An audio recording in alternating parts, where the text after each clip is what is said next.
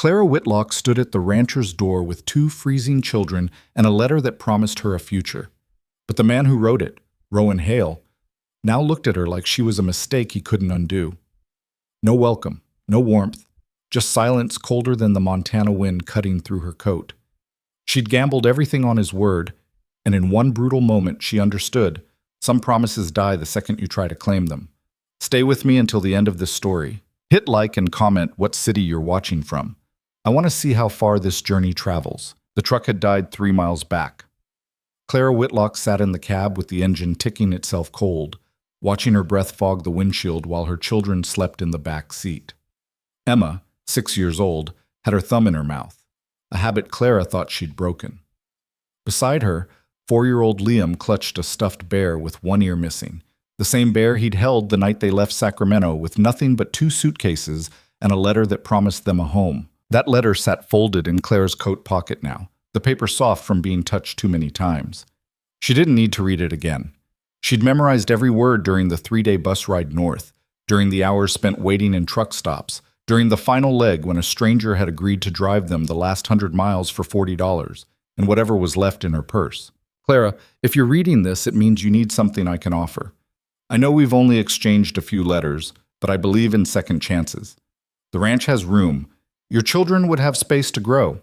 I'm not promising easy, but I'm promising honest. Come if you're ready. Rowan Hale. She'd been ready. More than ready. Desperate if she was being truthful with herself, which she tried not to be too often because desperation had a way of making you stupid, and Clara Whitlock had made enough stupid choices for one lifetime. The truck driver, a man named Paul, who'd talked about his daughter in Billings for the first 50 miles and then mercifully gone quiet, had left her at the gate with an apologetic shrug when his truck wouldn't restart. Battery's shot, he'd said. I can walk back to the main road, flag someone down, get a jump. You and the kids should wait in the truck. Shouldn't be more than an hour. That was 2 hours ago. Clara looked at the ranch house through the windshield. It sat a quarter mile up the road, lights glowing yellow against the early dark of a winter afternoon. Smoke rose from the chimney. Someone was home. She could wait for Paul to come back with help, let her children sleep a little longer in the false warmth of the truck cab. Or she could wake them up, gather what they could carry, and walk through the snow to the door of a man who'd invited her here. The cold made the decision for her. Emma stirred, coughed, the wet rattle in her chest that had started 2 days ago and hadn't gotten better. Mama? Liam's voice, small and confused. We're here, baby. Clara turned in her seat, forced her face into something that might pass for a smile. We made it. Is this the ranch? Emma's eyes opened, wide and dark like her father's. Clara pushed that thought away before it could take root. It is. It's really far from the road. A quarter mile. We can walk it. I'm cold. I know, sweetheart. That's why we're going to the house. Clara got out first, the wind hitting her like a fist. Montana winter was different from California cold. It had teeth, purpose, the kind of cold that didn't just make you uncomfortable, but reminded you how easy it was to die. She pulled her coat tighter, wished for the 100th time that she'd kept the heavier one instead of selling it in Reno, and opened the back door. Emma climbed out, already shivering. Liam followed, clutching the bear. We're going to walk fast, okay? Stay close to me. They each took a suitcase. Clara took both of hers in one hand and held Liam's hand with the other. Emma walked beside them, the wheels of her suitcase carving lines through the snow. The ranch house grew larger as they approached. It was bigger than Clara had imagined. 2 stories, a wraparound porch. The kind of place that spoke of money at some point, though the paint was peeling and one of the shutters hung crooked. Outbuildings scattered around it. A barn, a shed, what looked like a bunkhouse. Everything covered in snow, everything quiet except for the wind. Clara's boots crunched on the steps. She set down the suitcases, told herself to breathe, and knocked. Nothing. She knocked again, harder. The door opened. The man standing there was younger than she'd expected. Maybe 40, maybe less. Hard to tell with the kind of weathering that came from years outside. Tall, broad-shouldered, dark hair that needed cutting. He wore a flannel shirt with the sleeves rolled up despite the cold, and his eyes, gray, sharp, took in Clara and her children with an expression she couldn't read. Rowan Hale? Her voice came out steadier than she felt. He didn't answer right away. Just looked at her, then at Emma, then at Liam. Something shifted in his face, something that might have been recognition or might have been regret. "You're Clara." It wasn't a question. "I am. I wrote to you. You said—" She stopped, swallowed. "You said to come if I was ready." Rowan Hale stood in the doorway, one hand on the frame, and for a long moment Clara thought he wasn't going to let them in. She thought about the truck with the dead battery 3 miles back, about Emma's cough, about the $47 and change left in her wallet. She thought about what it would mean to turn around and walk back into the snow with nowhere to go. Then he stepped aside. "You'd better come in." The warmth hit Clara's face first, then her hands, then spread through her whole body in a rush that made her dizzy. The house smelled like wood smoke and coffee and something cooking, soup maybe, or stew. She ushered the children inside, pulled the door shut behind them, and stood dripping melted snow on a worn rug in the entryway. Rowan had already walked away, deeper into the house.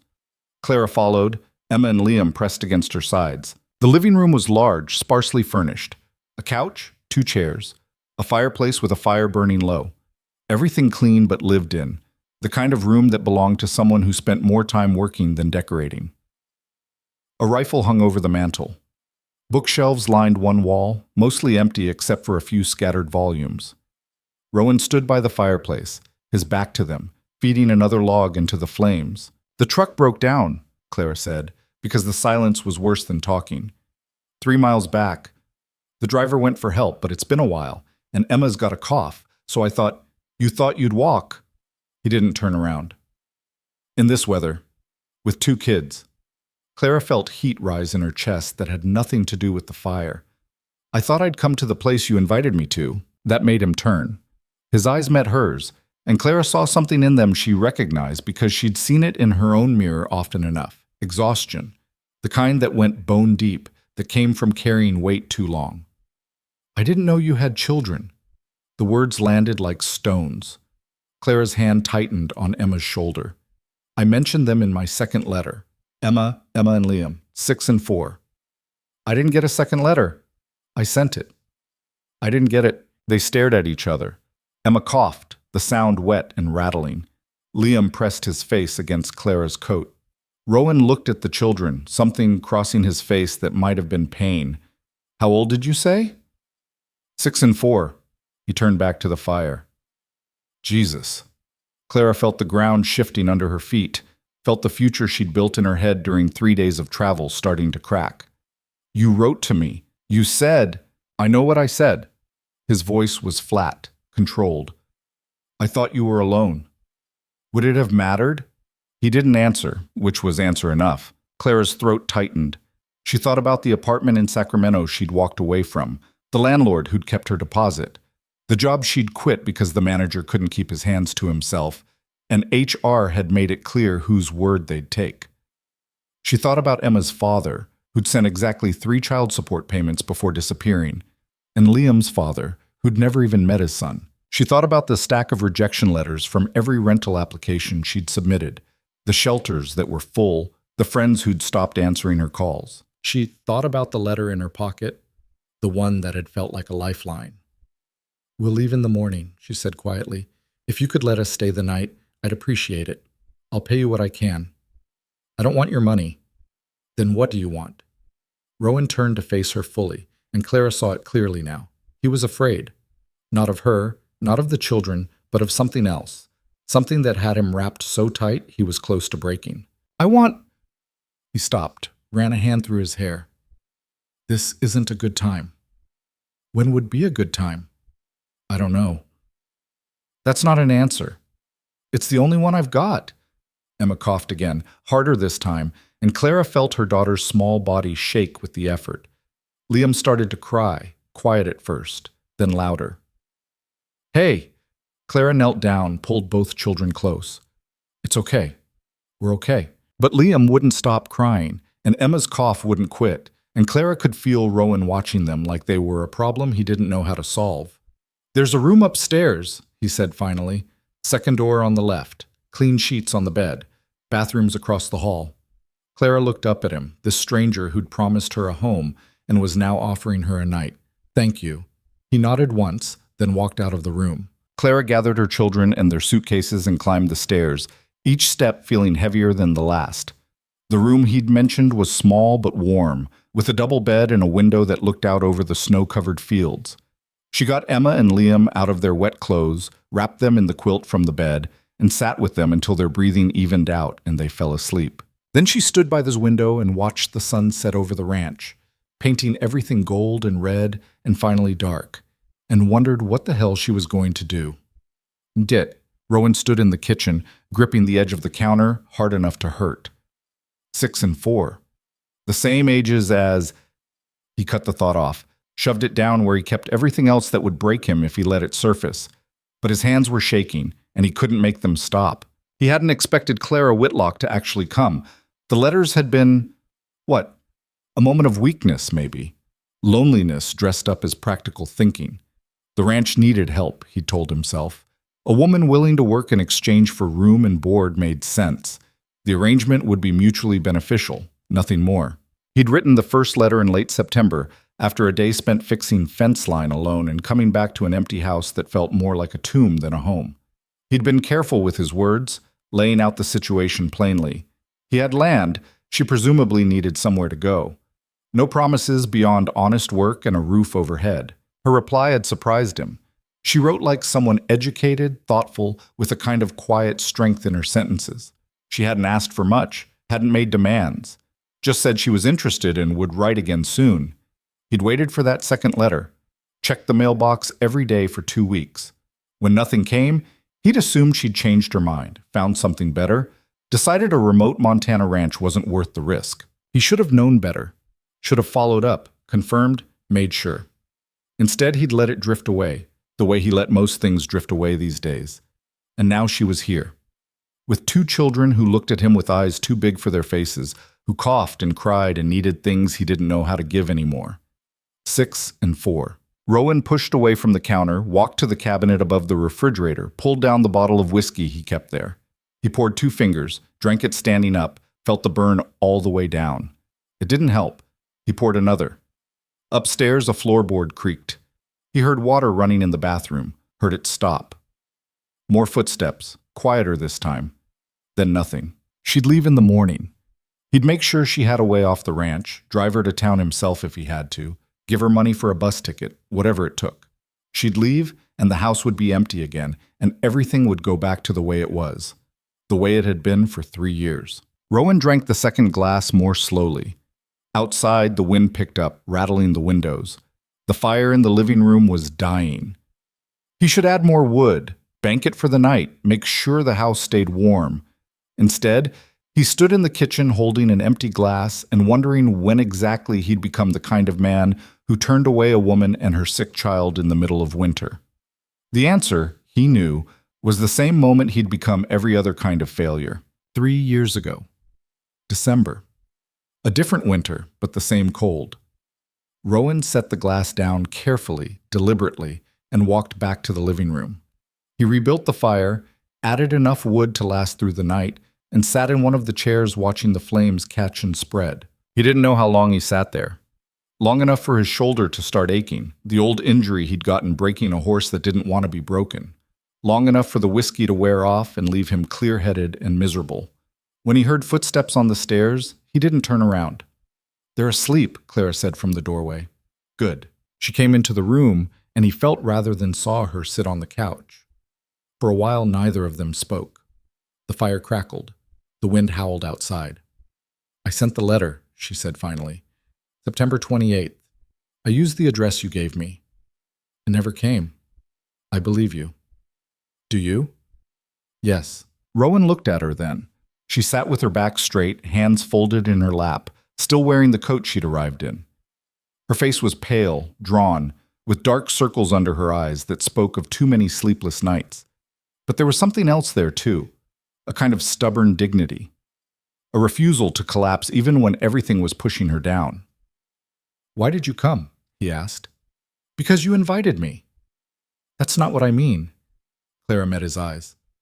"I didn't have anywhere else to go." The honesty of it hit him harder than he expected. He looked away, back at the fire. "What happened?" "Does it matter?" Maybe. She was quiet for a long time. When she spoke, her voice was steady but tired, like someone reciting facts she'd gone over too many times.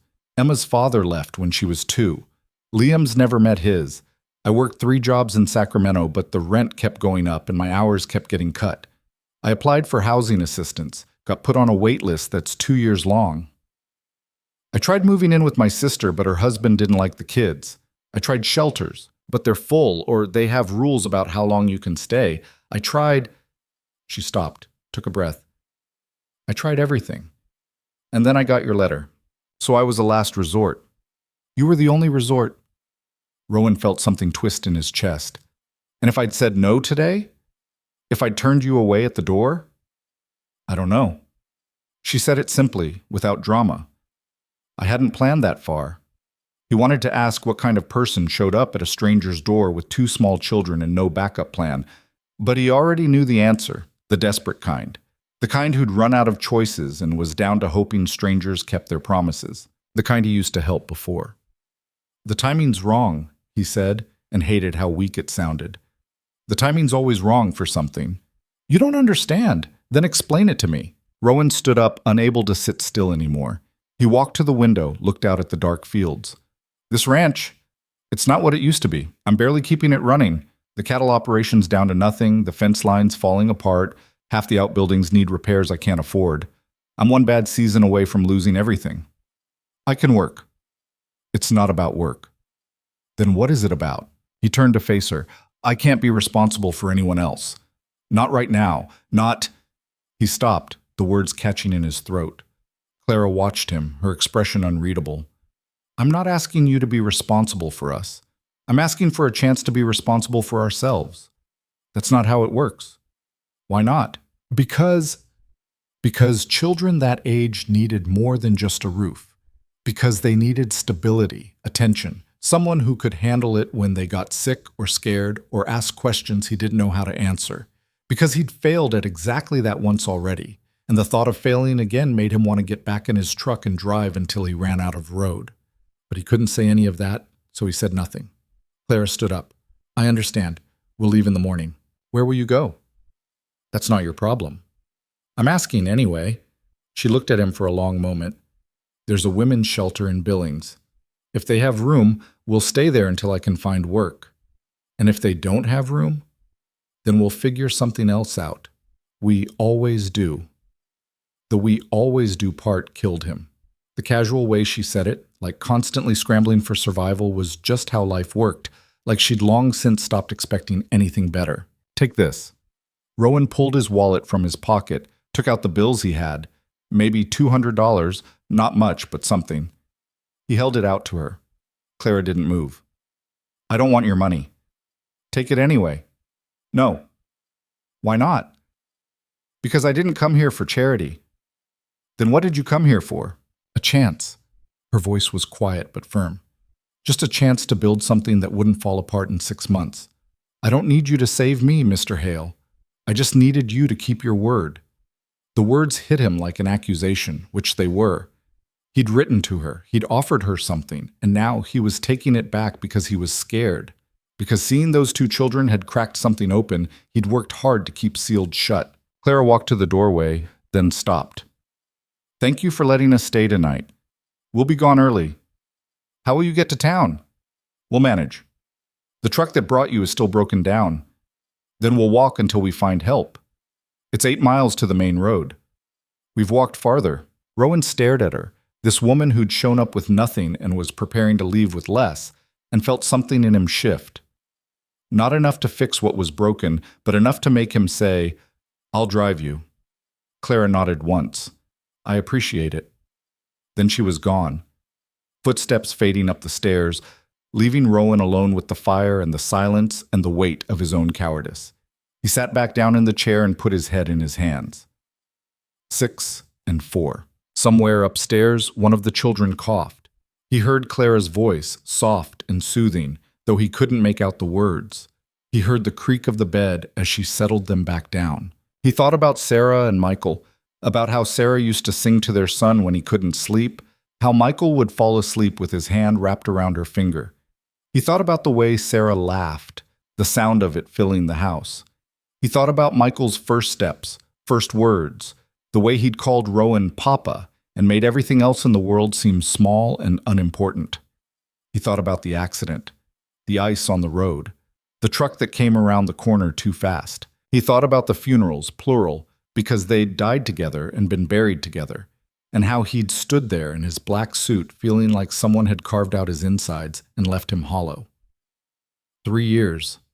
It had been 3 years, and he still couldn't walk past Michael's room without feeling like he was drowning. And now there were children in this house again.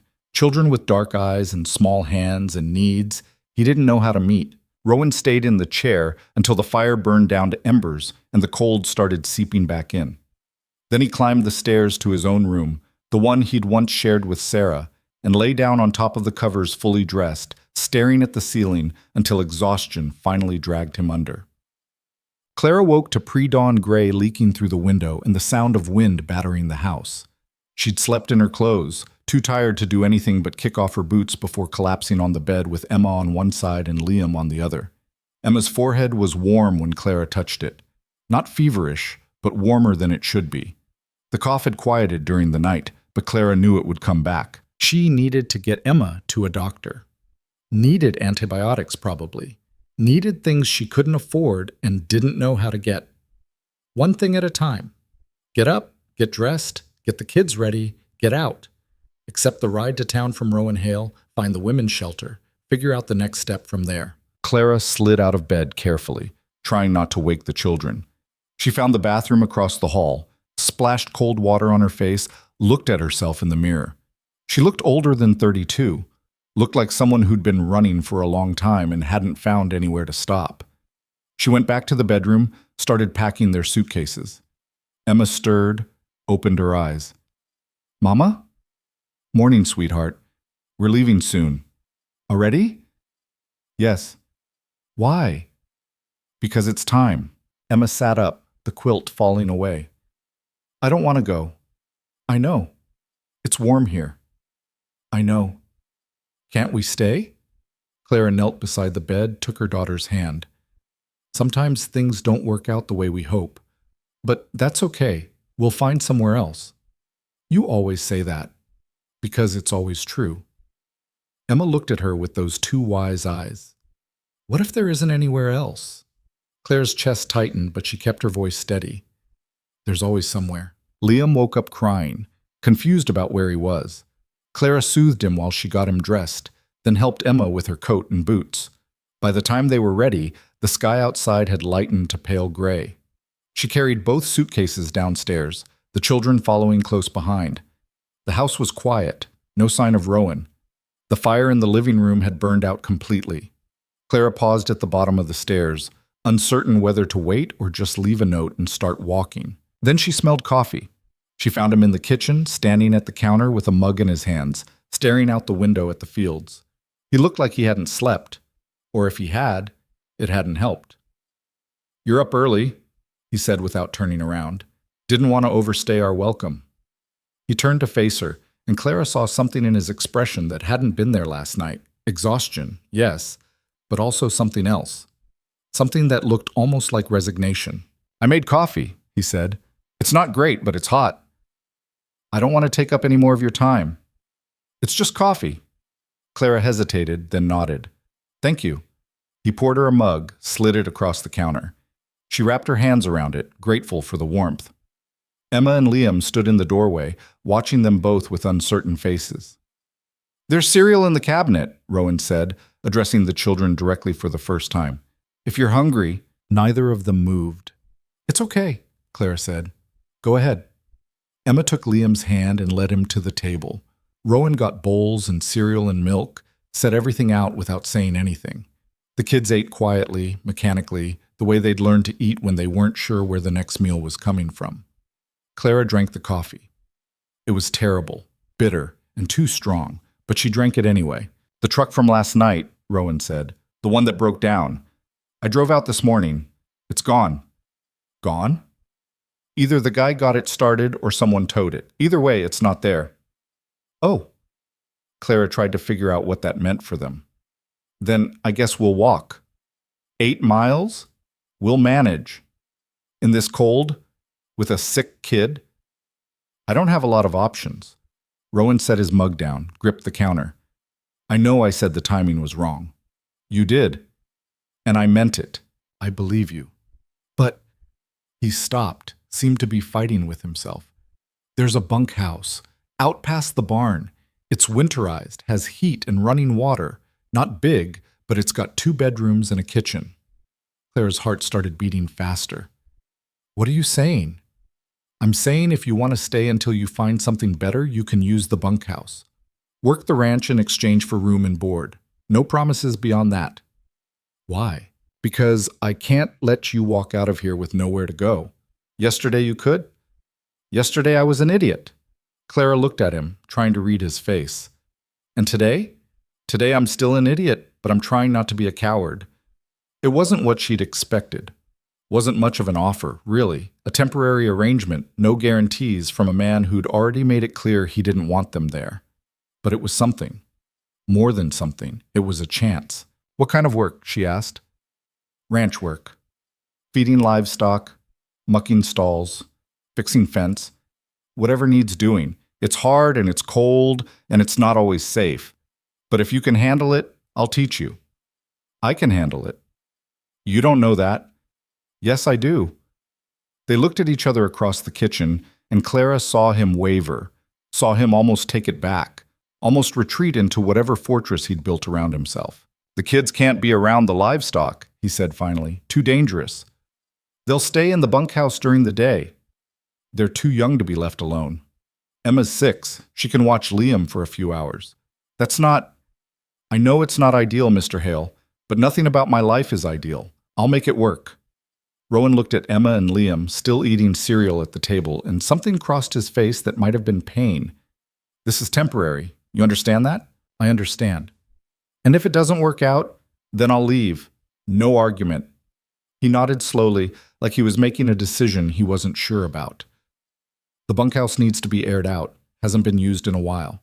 Give me an hour to get it ready. We can help.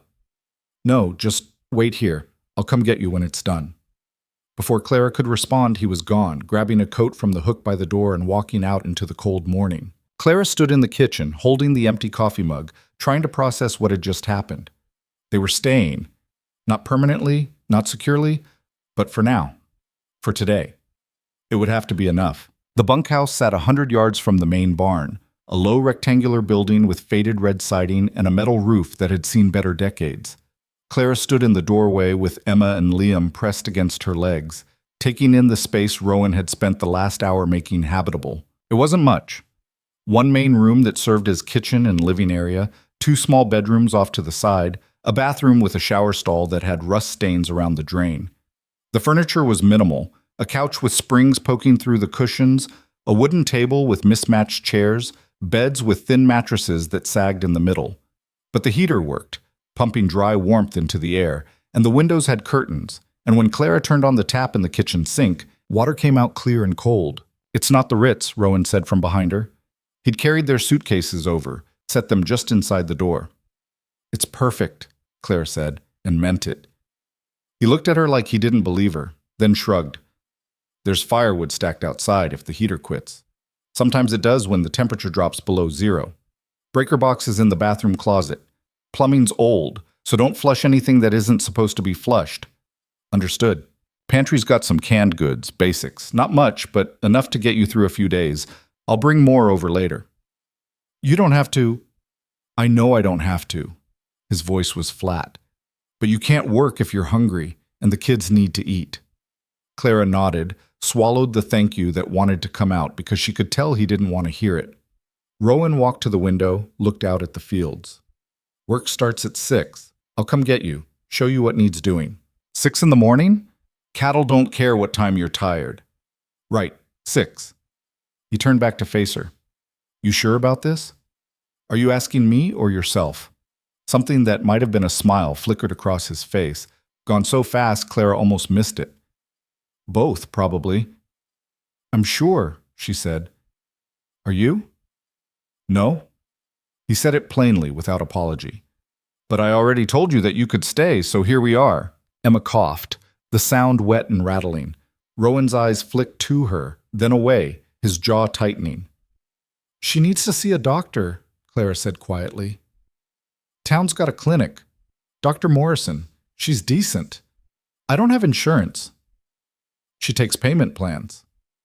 "I don't have money for payment plans." Rowan was quiet for a moment.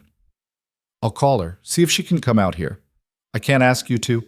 "You're not asking, I'm offering." Clara felt something hot and uncomfortable in her chest, something that might have been gratitude or might have been shame. "Why are you doing this?" "Doing what?" "Helping us. You made it pretty clear last night that you didn't want us here." Rowan looked at her for a long moment, and Clara saw something in his eyes that looked like pain. "I didn't want a lot of things. Doesn't mean I get to pretend they're not happening." He left before she could respond, the door closing behind him with a soft click. Clara stood in the middle of the bunkhouse, listening to his footsteps crunch through the snow, getting farther away.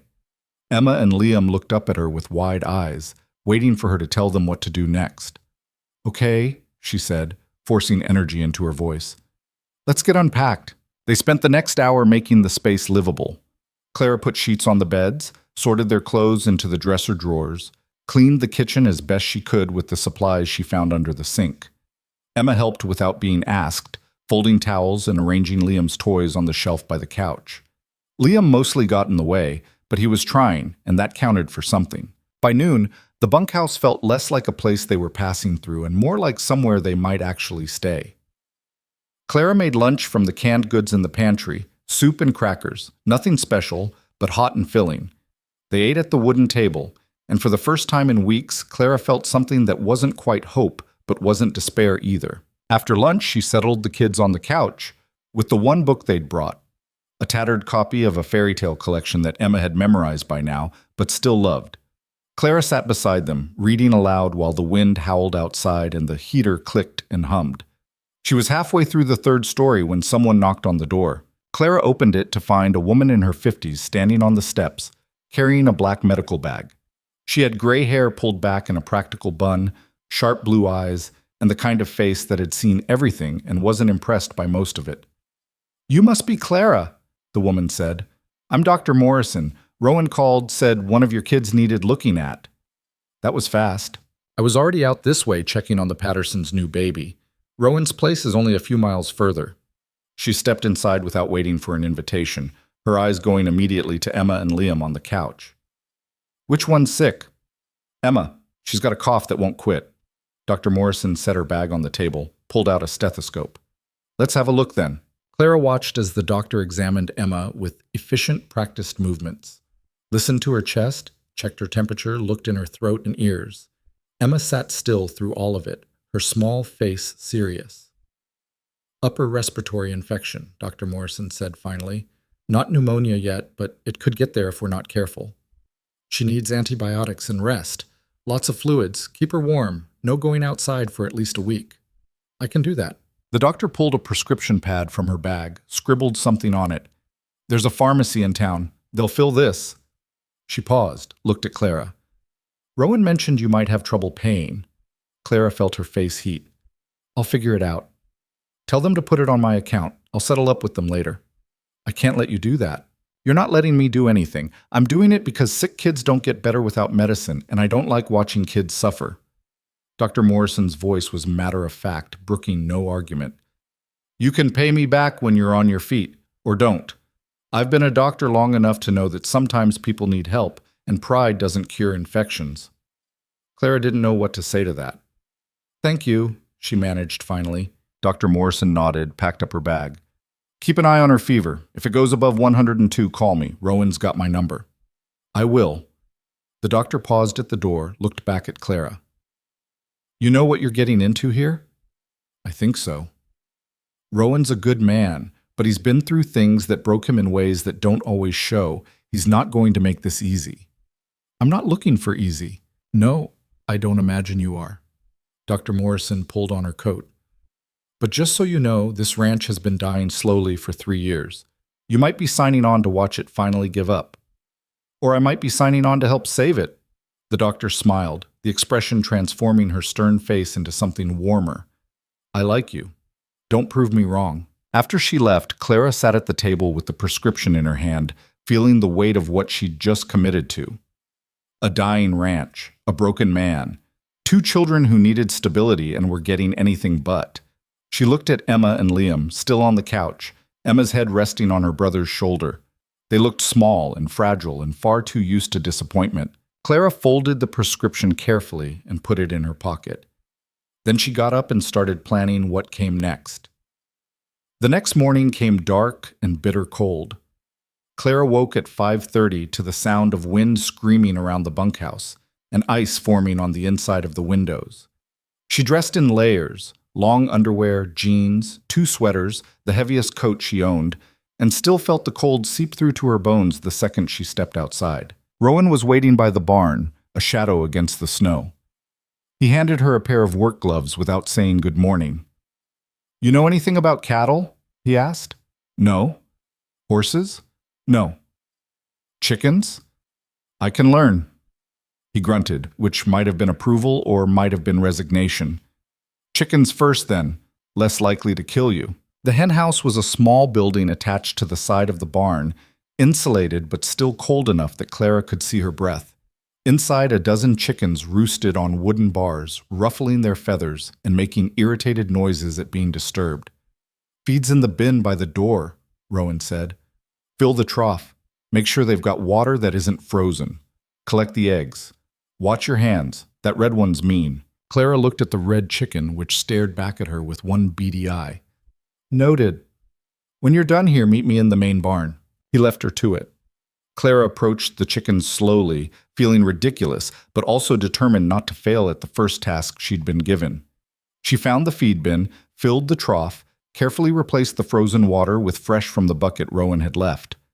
The chickens swarmed the food, clucking and pecking, and Clara started checking the nesting boxes for eggs. She found 6, warm and surprisingly heavy. The red chicken pecked her hand hard enough to bruise when she reached into its box. But Clara got the egg anyway. By the time she made it to the main barn, her fingers were numb despite the gloves, and her nose was running from the cold. Rowan was in one of the stalls, forking hay into a feeding trough. A massive black horse stood in the corner, watching him with what Clara thought might be affection. "That's Samson," Rowan said, noticing her looking. "Don't try to pet him. He's not friendly." "Neither are your chickens." He almost smiled. "You get the eggs?" 7. 6. You're counting wrong." "No, 7. The red one had 2. Rowan paused, looked at her. "She hasn't laid doubles in months." "Well, she did today." He shook his head, went back to pitching hay. "Cattle next. They're in the far pasture. We need to break the ice on their water tank and make sure they've got enough feed to get through the day." The work was hard, harder than Clara had expected. Breaking ice meant swinging a heavy mallet until her shoulders screamed. Hauling feed meant lifting 50-pound bags and carrying them across uneven ground. Her hands blistered inside the gloves. Her back ached. The cold was relentless, working its way through every layer until she couldn't remember what it felt like to be warm. Rowan worked beside her, not talking much, showing her what to do through demonstration rather than explanation. He moved with the kind of efficiency that came from years of practice, every motion economical, nothing wasted. Clara tried to keep up. She didn't complain when her muscles burned or when she slipped in the snow and went down hard on one knee. She just got up and kept working because complaining wouldn't change anything, and she needed Rowan to see that she could handle this. They worked until noon when Rowan finally called a break. Clara's hands were shaking from exhaustion and cold. Her jeans were soaked through from kneeling in the snow. She'd lost feeling in her toes an hour ago. "You did okay," Rowan said, which was probably the closest thing to praise she was going to get. "Tomorrow I'll do better. Tomorrow will be harder. Then I'll handle harder." He looked at her, something shifting in his expression. "Why?" "Why what? Why are you so determined to make this work?" Clara thought about the question, about all the easy answers she could give. "Because I need the job. Because I have nowhere else to go. Because my kids need stability." But what she said was, "Because I'm tired of running." Rowan held her gaze for a moment longer, then nodded once. "Get back to the bunkhouse. Warm up. I'll finish here. I can keep working. You can't work if you get frostbite. Go." Clara wanted to argue, but her body was screaming at her to accept the offer. She nodded and started back toward the bunkhouse, each step feeling like she was walking through concrete. Emma and Liam were waiting for her, pressed against the window. Emma's face lit up when she saw Clara approaching. Inside, the bunkhouse felt like heaven. Clara peeled off her wet clothes, stood under the hot shower until her skin turned red and the shaking finally stopped. When she came out, Emma had made peanut butter sandwiches, crooked and messy, but edible. "You were gone a long time," Emma said. "I know, sweetheart. I'm sorry." "Are you going back out?" "Not today." "Good." Emma's voice was small. "I don't like when you're gone." Clara pulled her daughter close, felt the fragility of her small body. "I know. But this is how we make it work here. I have to do the job." "What if you get hurt?" "I won't." "You don't know that." Clara didn't have an answer to that because Emma was right. She didn't know, couldn't promise, could only hope that her body would hold up, that she'd learn fast enough, that Rowan wouldn't change his mind. That night, Clara lay in bed listening to the wind and cataloging her injuries. Blisters on both hands, a bruise spreading across her left knee, muscles that felt like they'd been beaten with hammers. She took 2 aspirin and told herself it would get easier. It didn't. The next day was harder, just like Rowan had promised. And the day after that was harder still. Clara learned to muck stalls, to repair fence line with frozen fingers, to haul water buckets that seemed to get heavier with each trip. She learned which cattle were docile and which had mean streaks. She learned that the barn cat was feral and the dog that sometimes showed up was friendly but wouldn't come close enough to pet. She learned that Rowan didn't make small talk, didn't ask personal questions, didn't offer information about himself. He communicated in grunts and nods and the occasional directive. He didn't thank her for her work, but he also didn't criticize, which she took as a sign she wasn't failing completely. A week passed, then 2. The blisters on Clara's hands hardened into calluses. The ache in her muscles became familiar, almost comfortable. She learned to read Rowan's moods by the set of his shoulders, learned when to push and when to stay quiet. Emma's cough got better with the antibiotics, though she still tired easily. Clara kept her inside, reading to both kids in the evenings, trying to make the bunkhouse feel like something more than just another temporary stop. It was during the 3rd week that everything shifted. Clara was in the barn, trying to figure out why one of the water pumps had stopped working when she heard raised voices outside. She walked to the door, saw Rowan talking to a man she didn't recognize, older, heavy-set, wearing an expensive-looking coat that seemed out of place against the snow. "I've been patient, Rowan," the man was saying, "but patience has limits." "I'll have the payment by the end of the month," Rowan said, his voice tight. "You said that last month and the month before." "Things have been tight. Things have been tight for 3 years. At some point, you need to face reality." "The reality is this is my land, Frank, my family's land. The reality is you owe the bank $60,000 and you're 6 months behind on payments. The board is breathing down my neck. I can't keep covering for you." Clara stayed in the barn doorway, not wanting to intrude, but unable to look away. She watched Rowan's hands curl into fists, watched his whole body go rigid. "Give me until spring," Rowan said. The cattle aren't going to bring in enough to cover what you owe. We both know that." The man, Frank, softened his voice slightly. "Sell the land, Rowan. There are developers interested. You could pay off the debt, have enough left over to start fresh somewhere else." "I'm not selling." "Then what's your plan?" "I'll figure something out." "You've been saying that for 3 years and the ranch keeps falling apart. At some point, you have to let go." Rowan didn't answer, just stood there in the snow, looking at Frank with an expression that made Clara's chest hurt. Frank sighed. "I'll give you until March 1st. After that, foreclosure proceedings start whether I like it or not. I'm sorry, Rowan, I really am." He walked back to his truck, a new-looking Ford that seemed obscene in its cleanliness compared to everything else on the ranch. Clara watched him drive away, then looked back at Rowan. He was still standing in the same spot, staring at nothing. Clara walked over slowly. "I didn't mean to eavesdrop." "Doesn't matter." His voice was hollow. "Whole town knows anyway." "How bad is it?" "Bad enough." "The 60,000 he mentioned is less than half what I actually owe, but it's the immediate problem." Rowan finally looked at her. "The ranch has been losing money since Sarah died. I've been trying to hold it together, but every year there's less to work with. Cattle prices drop, fence breaks, equipment fails. I patch things and hope they hold, but they don't. Not anymore. Clara thought about Dr. Morrison's words. This ranch has been dying slowly for 3 years. What about the cattle, she asked. The spring sale. Won't be enough. I've got maybe 30 head left that are worth selling. Best case, that brings in 20,000, which leaves me 40 short, plus all the other debts stacking up behind it. So what are you going to do?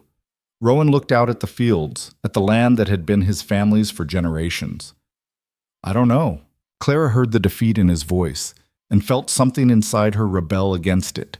She'd spent too much of her own life giving up, walking away, accepting that things couldn't get better.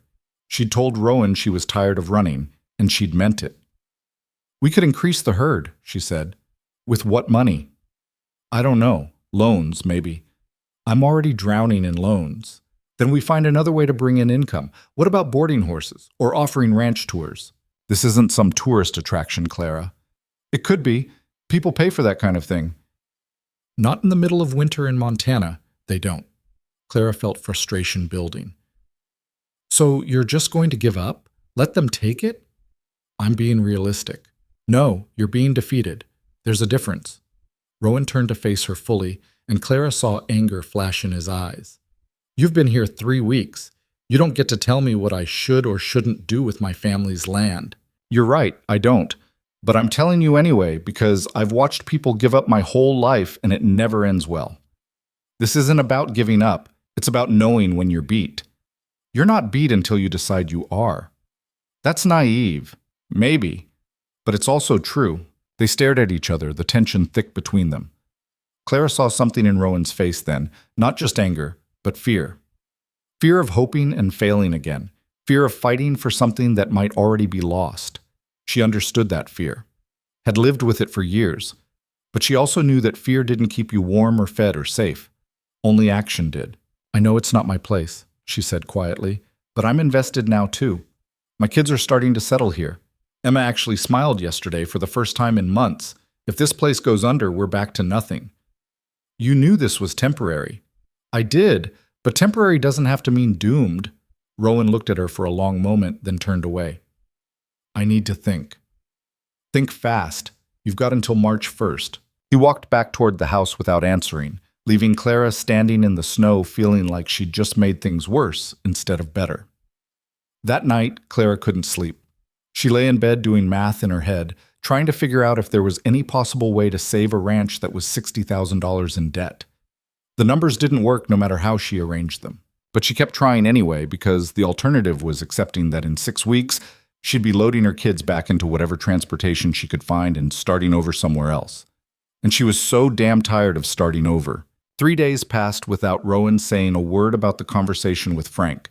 He showed up at the bunkhouse every morning at 6, gave Clara her assignments, and disappeared into his own work. The silence between them had weight now, something more than his usual reluctance to talk. It felt like waiting for a verdict. Clara kept working, kept pushing through the cold and the exhaustion, kept her head down and her mouth shut. But her mind wouldn't stop turning over possibilities, scenarios, desperate calculations that never quite added up to salvation. On the 4th morning, she woke before the alarm to find snow falling thick and fast outside the window. Not the light dusting they'd had all month, but real snow, the kind that buried everything and didn't apologize for it. She dressed in the dark, checked on Emma and Liam, both still sleeping. Emma's breathing easier now that the antibiotics had done their work, and stepped outside into a world erased by white. The wind had died during the night, leaving the snow to fall straight down in heavy silence. Rowan was already at the barn, a dark figure moving through the white. Clara made her way toward him, her boots sinking 8 inches with each step. Storm's going to get worse, he said without preamble. We need to get the cattle moved to the near pasture before visibility goes to hell. How many are we moving? All of them. 32 head. Clara had helped move cattle before, but never in conditions like this. What do you need me to do? Stay on the left flank. Keep them grouped. Don't let any break off, or we'll lose them in this whiteout. They worked in near silence, the only sounds the lowing of cattle and the crunch of hooves through snow. Clara's face went numb within minutes, ice forming on her eyelashes, but she kept moving, kept the cattle drifting in the right direction. One heifer tried to break away, panicked by something Clara couldn't see. She moved fast, cutting it off, driving it back to the group. Good, Rowan called across the distance, and Clara felt a small flare of satisfaction despite the cold eating through her bones. It took 2 hours to move the herd. By the time they got the last cow through the gate, Clara couldn't feel her feet and her hands were cramping inside the gloves. Rowan secured the gate, then turned to look at her. You're shaking. I'm fine. You're hypothermic. Get inside. I can help with inside now. Clara wanted to argue, but her teeth were chattering too hard to form words. She stumbled back toward the bunkhouse, each step requiring conscious effort. The door seemed impossibly far away. She made it inside, got the door closed, and stood there dripping melted snow on the floor. Emma appeared from the bedroom, took one look at Clara, and her eyes went wide. Mama, you're blue. Just cold, baby. You need to get warm. Clara nodded, but her body wouldn't cooperate. She fumbled with her coat buttons, couldn't make her fingers work properly. Emma tried to help, her small hands pulling at the wet fabric. The door opened behind them. Rowan stood there, snow covering his shoulders, holding a thermos. Sit down, he said. Clara sat before her legs could give out. Rowan poured something from the thermos into the cup. Coffee, she realized, when the smell hit her. He pressed it into her hands, wrapped her numb fingers around the warm metal. Drink. She drank. The coffee was terrible and scalding, and the best thing she'd ever tasted. Heat spread through her chest, down into her stomach. You should have said something, Rowan said, his voice tight. Out there, when you started losing feeling. Didn't want to slow you down. Dying of exposure slows things down pretty effectively. Clara looked up at him through the steam rising from the cup. I'm not that soft. Stubborn isn't the same as capable. I got the job done, didn't I? Rowan stared at her, something working in his jaw. Emma, can you get your mother some dry clothes? Emma nodded and hurried to the bedroom. When she was out of earshot, Rowan knelt down so he was eye level with Clara. Listen to me carefully, he said, his voice low and serious. This work, it can kill you if you're not careful. I've seen it happen. People push too hard, don't recognize their limits, and by the time they realize something's wrong, it's too late. I can't have that on my conscience. I knew my limits. You were past them 20 minutes before we finished. Clara felt anger rise through the cold. So what was I supposed to do? Leave you out there alone? We had to move the cattle. We could have waited until conditions were better. Could we? Or would we have lost half of them by then? Rowan didn't answer, which meant she was right. I'm not fragile, Clara said. And I'm not stupid. I knew what I was doing. Did you? Because from where I was standing, you looked like someone who'd rather die than admit they need help. The words hit harder than they should have. Clara set the coffee cup down carefully. That's rich coming from you. What's that supposed to mean? It means you've spent 3 years refusing help, watching this place fall apart around you, and now you're 2 months from losing everything because you're too proud or too scared to ask for what you need. Rowan's face went hard. You don't know what you're talking about, don't I? Dr. Morrison told me this ranch has been dying for 3 years. Frank told you the same thing, but you just keep working yourself into the ground, pretending that if you suffer enough, it'll somehow fix itself. That's not... Yes, it is. You're so busy protecting yourself from getting hurt again that you can't see you're already hurting, and you're taking this whole place down with you. Rowan stood up fast, his chair scraping against the floor. You've got no right. I've got every right. My kids are living here. Their future is tied to this place now, whether you like it or not. So yeah, I've got a right to care about whether you're going to let it die without a fight. I've been fighting for 3 years. No, you've been surviving. There's a difference. Emma came back with dry clothes, her eyes darting between Clara and Rowan. The anger in the room was thick enough to taste. Thank you, sweetheart, Clara said, taking the clothes. Go check on your brother for me? Emma nodded and disappeared again. Rowan stood by the door, his whole body tight with barely controlled emotion. I'm leaving, he said. You need to warm up, get some rest. Don't come out until you're ready. Rowan, but he was already gone, the door closing behind him with enough force to rattle the frame. Clara sat there in her wet clothes, holding dry ones, feeling the cold seep back in now that the coffee's warmth was fading. She'd pushed too hard, said too much, but everything she'd said was true, and they both knew it. She changed clothes mechanically, her body moving while her mind replayed the conversation. The look on Rowan's face when she'd accused him of giving up, the way his hands had clenched into fists. Emma came back out, climbed onto the couch beside Clara. "Are you in trouble?" she asked quietly.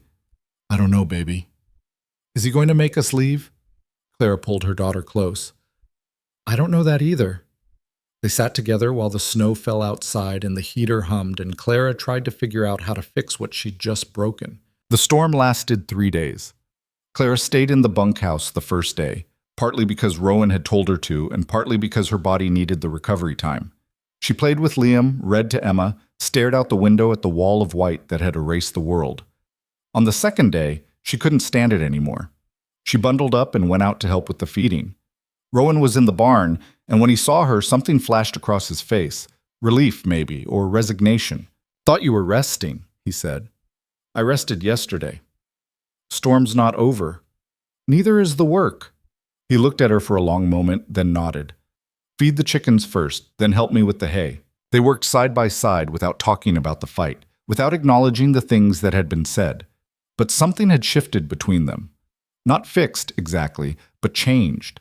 The silence felt different now, less like avoidance and more like two people figuring out how to exist in the same space. On the third day, the snow finally stopped.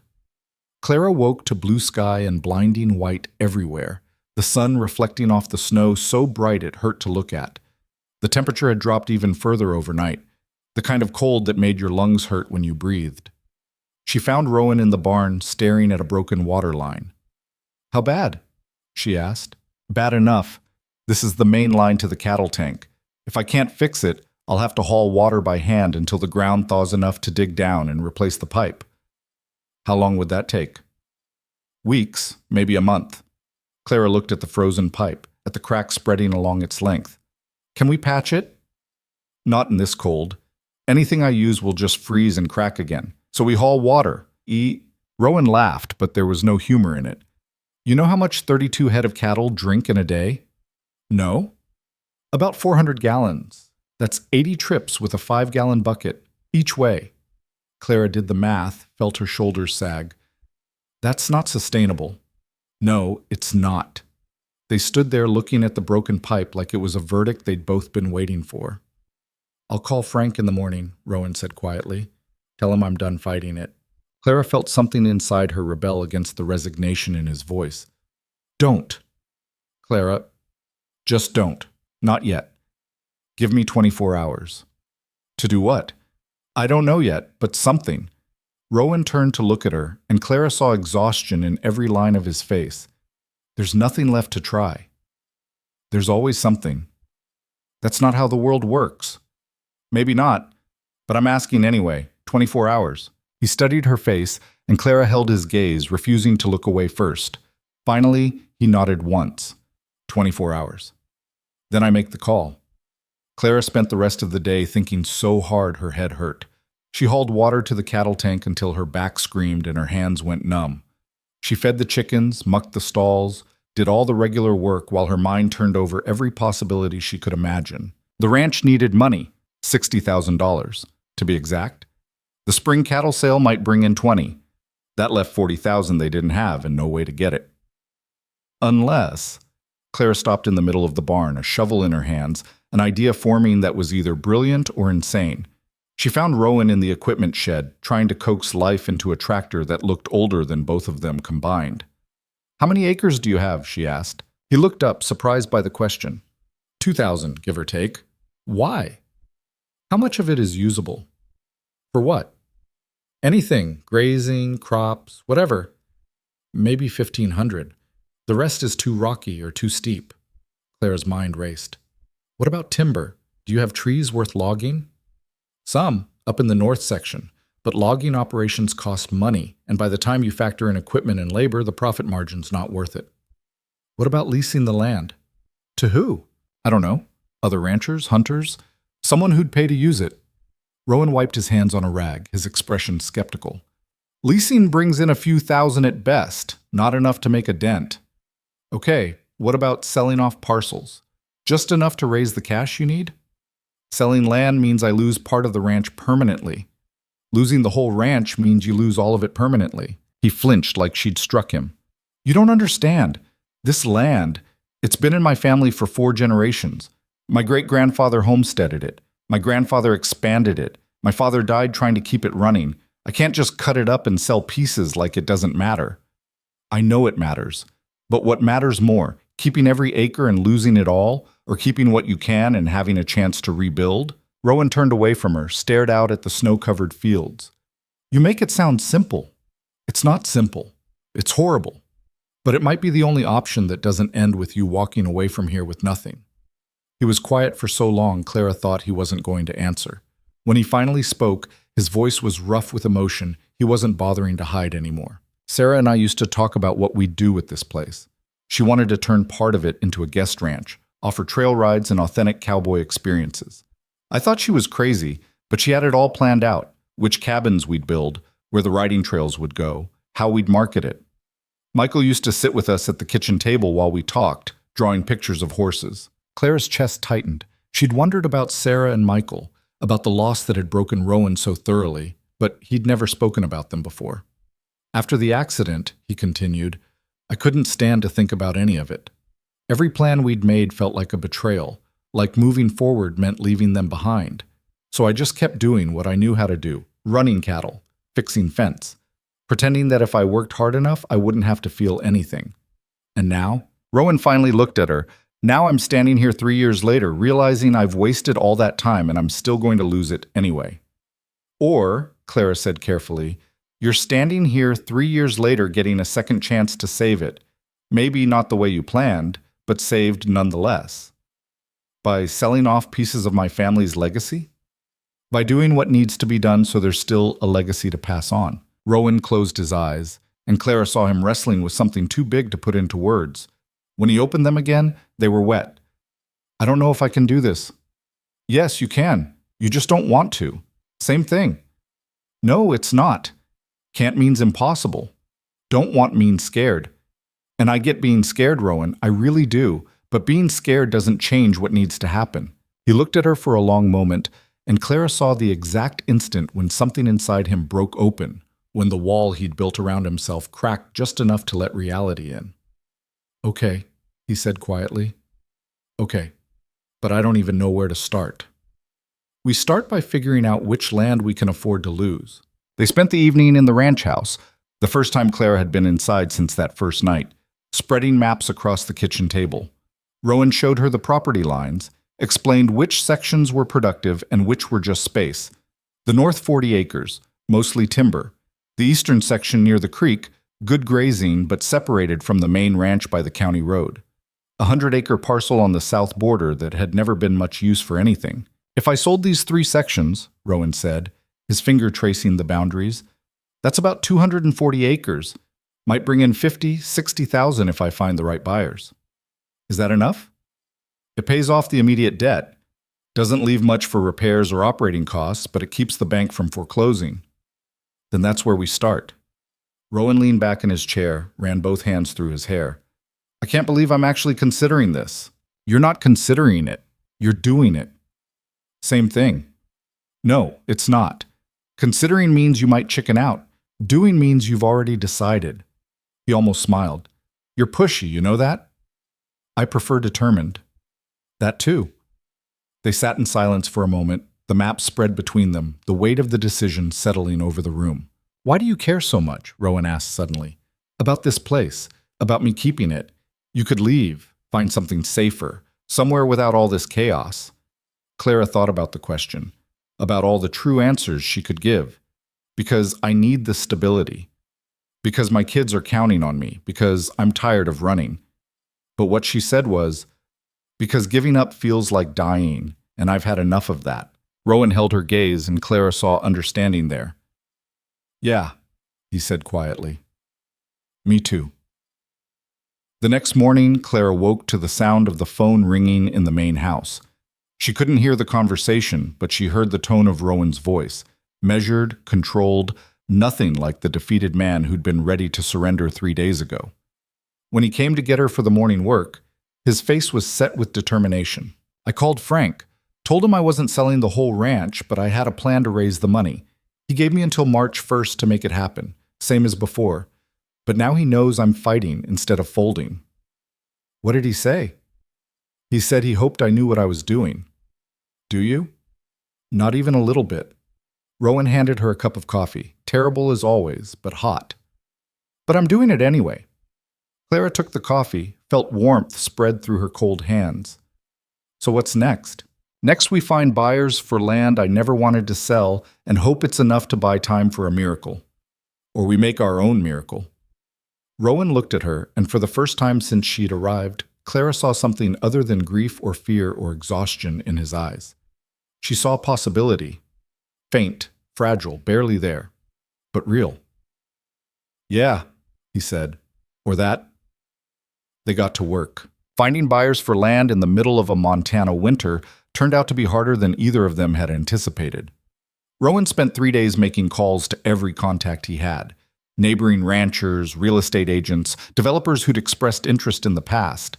Most of them weren't interested. The ones who were offered prices so low it felt like insult. $20,000 for the North 40, Rowan said, throwing the phone down on the kitchen table where Clara sat going through old account books, trying to find anything they'd missed. That's barely $800 an acre for prime timberland. What's it worth? $1,500 minimum, maybe $2,000 to the right buyer. Clara looked up from the ledger. So we wait for the right buyer. We don't have time to wait. March 1st is 5 weeks away. Then we make time. Rowan paced the kitchen, his frustration evident in every movement. You keep saying things like that. Make time. Make miracles. Like wanting something badly enough changes reality. Sometimes it does. And sometimes it doesn't, and you end up right back where you started. Clara set down her pen. Is that what happened with Sarah and Michael? You wanted them to be okay and they weren't, so now you don't let yourself want anything? Rowan stopped moving. The silence in the kitchen was heavy enough to crush. I'm sorry, Clara said quickly. That was out of line. No, it wasn't. Rowan's voice was quiet. You're right. After the accident, wanting anything felt dangerous. Felt like tempting fate to take something else away. I get that. Do you? Clara thought about Emma's father, about Liam's, about every promise that had turned to ash. Yeah, I do. Rowan sat down across from her, and for the first time, Clara saw him without the armor. Just a man who'd lost too much and was trying to figure out how to keep going. The accident happened 3 days before Christmas, he said. Sarah took Michael into town to pick up a gift she'd ordered for me. Roads were icy. Everyone knew the roads were icy, but she went anyway because she wanted to surprise me, and I didn't stop her because I was busy with the cattle and figured she knew how to drive in winter. Clara didn't say anything, just listened. A truck came around a blind corner too fast. Driver was texting, didn't see the ice, lost control, hit them head on. Sarah died instantly. Michael held on for 6 hours at the hospital. I sat there holding his hand, watching him slip away, and there was nothing I could do. Rowan, for 3 years I've been trying to outrun that feeling, the helplessness, the guilt. If I just told her to wait, if I'd offered to go instead, if I'd fixed that section of fence by the road like I'd been meaning to and not been so busy that day. You can't think like that. Why not? It's true. No, it's not. You didn't cause the accident. Some careless driver did. I let her go. She was an adult making her own choice. She was my wife, my son. I should have protected them. Clara reached across the table, put her hand over his. You couldn't have. Not from that. And punishing yourself for 3 years doesn't change what happened. Rowan looked down at their hands, his voice breaking. I don't know how to stop. You don't have to stop all at once. You just have to take one step forward, then another. Eventually you look back and realize you've traveled further than you thought possible. He met her eyes, and Clara saw something shift in his expression. Not healing, that would take longer than one conversation, but maybe the beginning of it. A crack in the wall wide enough to let some light through. You're good at this, he said. At what? Refusing to let people give up. I've had practice. On yourself? On everyone, including myself. Rowan turned his hand over, squeezed hers briefly, then let go. Okay, so if we're not giving up, what's the actual plan? Because I'm out of ideas and we're running out of time. Clara looked back at the ledger, at the numbers that didn't add up no matter how many times she checked them. What if we don't wait for buyers to come to us? What if we go to them? I've been calling everyone I know.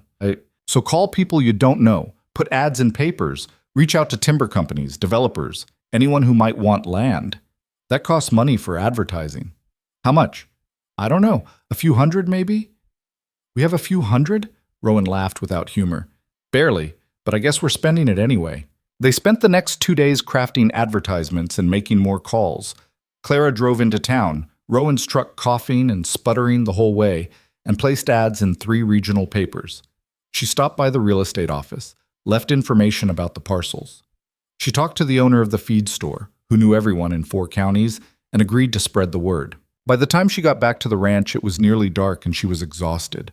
But she'd done something, taken action instead of waiting for fate to decide. Emma and Liam were waiting for her in the bunkhouse, pressed against the window like they always did when she was gone too long. Did it work? Emma asked as soon as Clara walked through the door. Did what work? Whatever you were doing in town. To save the ranch. Clara looked at her daughter's serious face and felt her heart squeeze. I don't know yet, sweetheart, but we're trying. What happens if it doesn't work? Then we figure out something else. You always say that. Because it's always true. Liam climbed into Clara's lap, his small body warm and solid. I don't want to leave here, Mama. I know, baby. I like it here. I like the chickens. And Rowan showed me where the barn cat hides. Clara held him close, breathed in the smell of his hair. We're going to do everything we can to stay. Promise? Clara knew better than to make promises she couldn't keep, but looking at her son's hopeful face, she couldn't bring herself to refuse him. I promise we'll try our hardest. It would have to be enough. The first response to their advertisements came 3 days later. A developer from Billings interested in the south parcel for a housing development. He offered $30,000. That's better than 20, Clara said when Rowan told her. It's still low, but it's a start. What about the other parcels? Nothing yet? Then we take the 30 and keep looking for buyers for the rest. Rowan looked uncertain. Once I sell one piece, there's no taking it back. I know, but standing still doesn't help either. He stared at the offer letter for a long moment, then nodded. Okay, I'll tell him we accept. The sale took 2 weeks to finalize. Paperwork, surveys, title searches, all the bureaucratic machinery that turned land into money. By the time the check cleared, they had $30,000 in 4 weeks until March 1st. Still $30,000 short. 2 more responses came in during that time.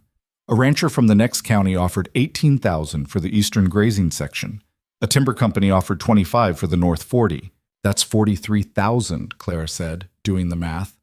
Combined with what we already have, that's $73,000, enough to cover the debt and have some left over.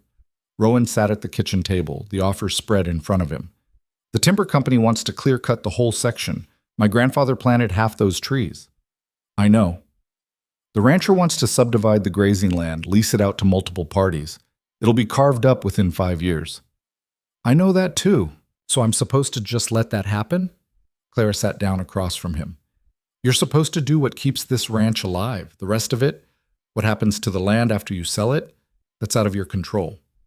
Doesn't make it easier. No, but necessary things rarely are. Rowan picked up the timber company offer, read through it again like the words might have changed. If I do this, I'm everything my father told me not to be.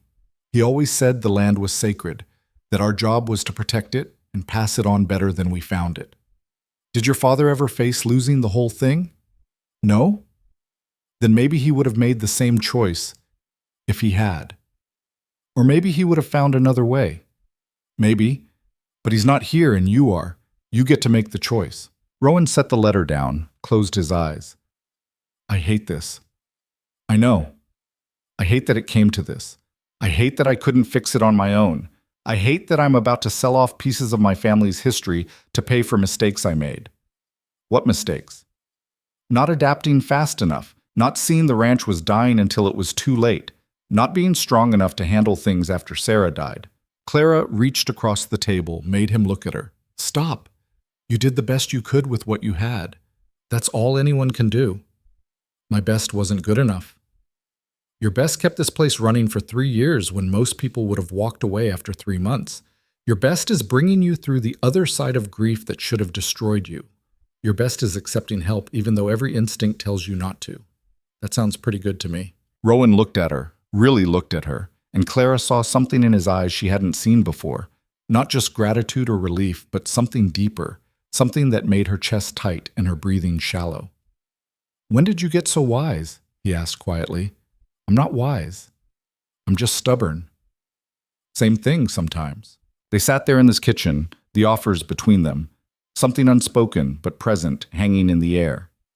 Clara felt it, the shift from employer and employee to something else, something neither of them had planned for or knew how to name. "I should go," she said, standing up too fast. "The kids need dinner." "Clara!" "Accept the offers, Rowan. Save the ranch. Everything else can wait." She left before he could respond, before the thing building between them could become real enough to complicate everything. The sales went through faster than the first one. By mid-February, Rowan had $73,000 in the bank and a ranch that was 240 acres smaller than it had been when Clara arrived.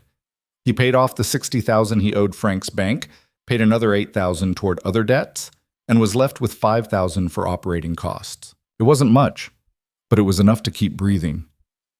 The day after the last sale cleared, Rowan came to the bunkhouse just after sunrise. Clara was already up, making breakfast for the kids. "I paid off the bank," he said from the doorway. Clara felt relief flood through her. "So we're safe?" "For now." Frank said the board accepted the payment, agreed to restructure the remaining debt with better terms. "We're not out of the woods, but we're not drowning anymore either." "That's good. That's really good." "It's because of you." Clara shook her head. "You did the work, made the hard choices. I wouldn't have made any of it without you pushing me. Someone had to." Rowan stepped into the bunkhouse, and Clara noticed he was holding something, a folded piece of paper. "I want you to look at this." He handed her the paper. Clara unfolded it, found herself looking at a contract. Her eyes scanned the words, trying to make sense of legal language. "What is this?" "It's an employment contract. Formal salary, benefits, percentage of ranch profits. I'm making this official." Clara looked up at him. "Rowan, you can't afford—" "I can now. Not much, but enough to make it fair. You've been working for room and board for 2 months. That's not right. We had an agreement. We had a temporary arrangement. This is different. I'm offering you a real position, ranch manager, equal partner in making this place work." Clara stared at the contract, at the numbers written there. It wasn't a fortune, barely above minimum wage really, but it was steady, official, something she could count on. "Why?" she asked. "Because you saved this place. Because you're good at the work. Because I trust you. You barely know me. I know enough. I know you don't quit when things get hard. I know you care about this ranch almost as much as I do. I know my son would have liked you." The last part came out quiet, almost to himself. Clara felt tears prick her eyes. "Michael," she said softly. Rowan nodded. "He was 4 when he died. Same age as Liam. Watching your kids around the ranch, it's been hard. But it's also been good. Like seeing what might have been, if things had gone differently. I'm sorry." "Don't be. I'm trying to stop living in the past. Trying to see what's actually in front of me instead of what I lost." Clara looked at the contract again, at this offer that represented more than just a job. It represented belonging, stability, a future that didn't involve running. "There's something you should know," she said, "before you make this official." "Okay." Clara took a breath, made herself say it. "Emma's father is in prison, armed robbery. He'll be there for another 6 years at least. Liam's father, I don't know where he is. Haven't heard from him since I told him I was pregnant. I've got a record too. Nothing serious, just some bad checks when I was desperate and stupid. But it's there." Rowan listened without changing expression. "Is that supposed to change my mind?" "I don't know, does it?" "No?" "Why not?" "Because what you did before doesn't define what you do now. I, of all people, should understand that." Clara felt something break open in her chest, some tight knot of shame she'd been carrying for years. "I don't want you to think I'm taking advantage of you, of this situation." "I don't think that." "How can you be sure?" "Because I've watched you for 2 months. Watched you work yourself half to death. Watched you prioritize your kids over everything else. Watched you fight for this place when you had no reason to beyond your own determination. That's not someone taking advantage. That's someone worth keeping around." Clara didn't trust herself to speak, just nodded. Rowan set a pen on the table beside the contract. "Take your time reading it. If you want changes, we'll negotiate, but I hope you'll sign it." "I will." "Yeah?" "Yeah." He smiled then, a real smile that transformed his whole face. "Good, because I have no idea what I'm doing, and I need someone who'll tell me when I'm being an idiot." "That I can do?" Clara signed the contract that night after the kids were asleep. She read through every line, checked every clause, made sure she understood what she was agreeing to. Then she wrote her name at the bottom and felt something shift inside her. Not hope, exactly. She'd learned not to trust hope too much, but possibility. The sense that maybe, finally, she'd found somewhere she could stop running. The next morning, she gave the signed contract to Rowan. He took it, looked at her signature, then filed it carefully in a folder he kept in the ranch office. "Welcome to the team," he said. "I've been on the team for 2 months. Now it's official." They stood there in the office, surrounded by file cabinets and paperwork, and the accumulated history of a ranch that had almost died, and Clara felt something she hadn't felt in years. Not happiness, that still felt too far away, but contentment, the sense of being exactly where she needed to be. "So what now?" she asked. "Now we figure out how to make this place profitable again. The cattle sale is in 6 weeks. We need to get the herd in shape, maximize what we can get for them. And after that? After that, we see what other income streams we can develop. Maybe that guest ranch idea Sarah had wasn't crazy after all." "You'd really consider that?" Rowan looked out the window at the snow-covered fields. "I'm learning that holding on too tight to the past means missing what's right in front of you. If we're going to save this place, we need to be willing to change it." Clara followed his gaze, saw Emma and Liam playing in the snow outside the bunkhouse. Emma was showing Liam how to make a snow angel, both of them laughing. "Change isn't always bad," she said. "No, sometimes it's exactly what we need." They worked together through February, preparing for the spring cattle sale. The weather warmed slightly, enough to make the work bearable instead of brutal. Clara learned to read cattle quality, to identify which animals would bring the best prices. Rowan taught her about breeding lines, about market trends, about all the knowledge his father had passed to him. They fell into a rhythm. Rowan would make breakfast in the main house, Clara and the kids would join him, and they'd plan the day's work over terrible coffee and eggs. Emma started helping with the chickens, losing her fear of the red one that had pecked Clara that first day. Liam followed Rowan around like a shadow, asking questions about everything. "Why do cows eat grass?" "Because that's what they're designed to eat." "But why?" "Because grass has nutrients they need." "What's nutrients?" "Things that help them grow." "But why?"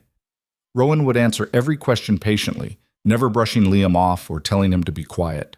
Clara watched them together and felt her heart do complicated things she wasn't ready to examine too closely. One evening in late February, after the kids were asleep, Clara found Rowan in the barn working on the broken water line he'd been putting off all month. She grabbed a wrench and knelt beside him without asking if he needed help. They worked in comfortable silence for a while, the only sounds the clink of metal and their breathing. "Can I ask you something?" Clara said finally. "Sure." "That first night when I showed up, you really didn't get my second letter?" "No, why?" "I just wondered if you would have written back differently if you'd known about the kids." Rowan set down his wrench, looked at her. "Honestly? I don't know. Probably would have scared me more than I already was. But you let us stay anyway. Eventually. Why? And don't say it's because you couldn't let us leave. You could have. People do it all the time." Rowan was quiet for a long moment. "You want the truth?" "Always. When I saw you and those kids standing on my porch, freezing and desperate, I saw Sarah and Michael, saw what they would have looked like if I'd been the one who died instead of them, and I couldn't—" His voice caught. "I couldn't turn you away because turning you away felt like failing them all over again." Clara felt tears sting her eyes. "That's a heavy reason." "Yeah. I'm glad you had it, though, heavy or not." "Me too." They finished fixing the water line as the temperature dropped and frost formed on the barn walls. When they were done, Rowan tested the connection and water flowed through clear and strong. "First thing that's worked right in months," he said. "Things are starting to turn around." Think so? I know so. Rowan looked at her in the dim light of the barn, and Clara saw something in his eyes that made her breath catch. Something that went beyond gratitude or friendship or partnership. Clara, shh, don't, she said quietly. Don't what? Whatever you're about to say, don't say it yet. Why not? Because we've both been through too much. Because things are finally stable.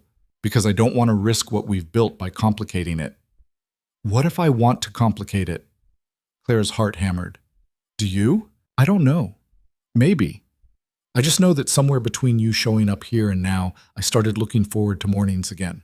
Started thinking about the future instead of just surviving the present. Rowan, I'm not asking for anything, he said quickly. I'm just telling you what is. You can do whatever you want with that information. Clara looked at him.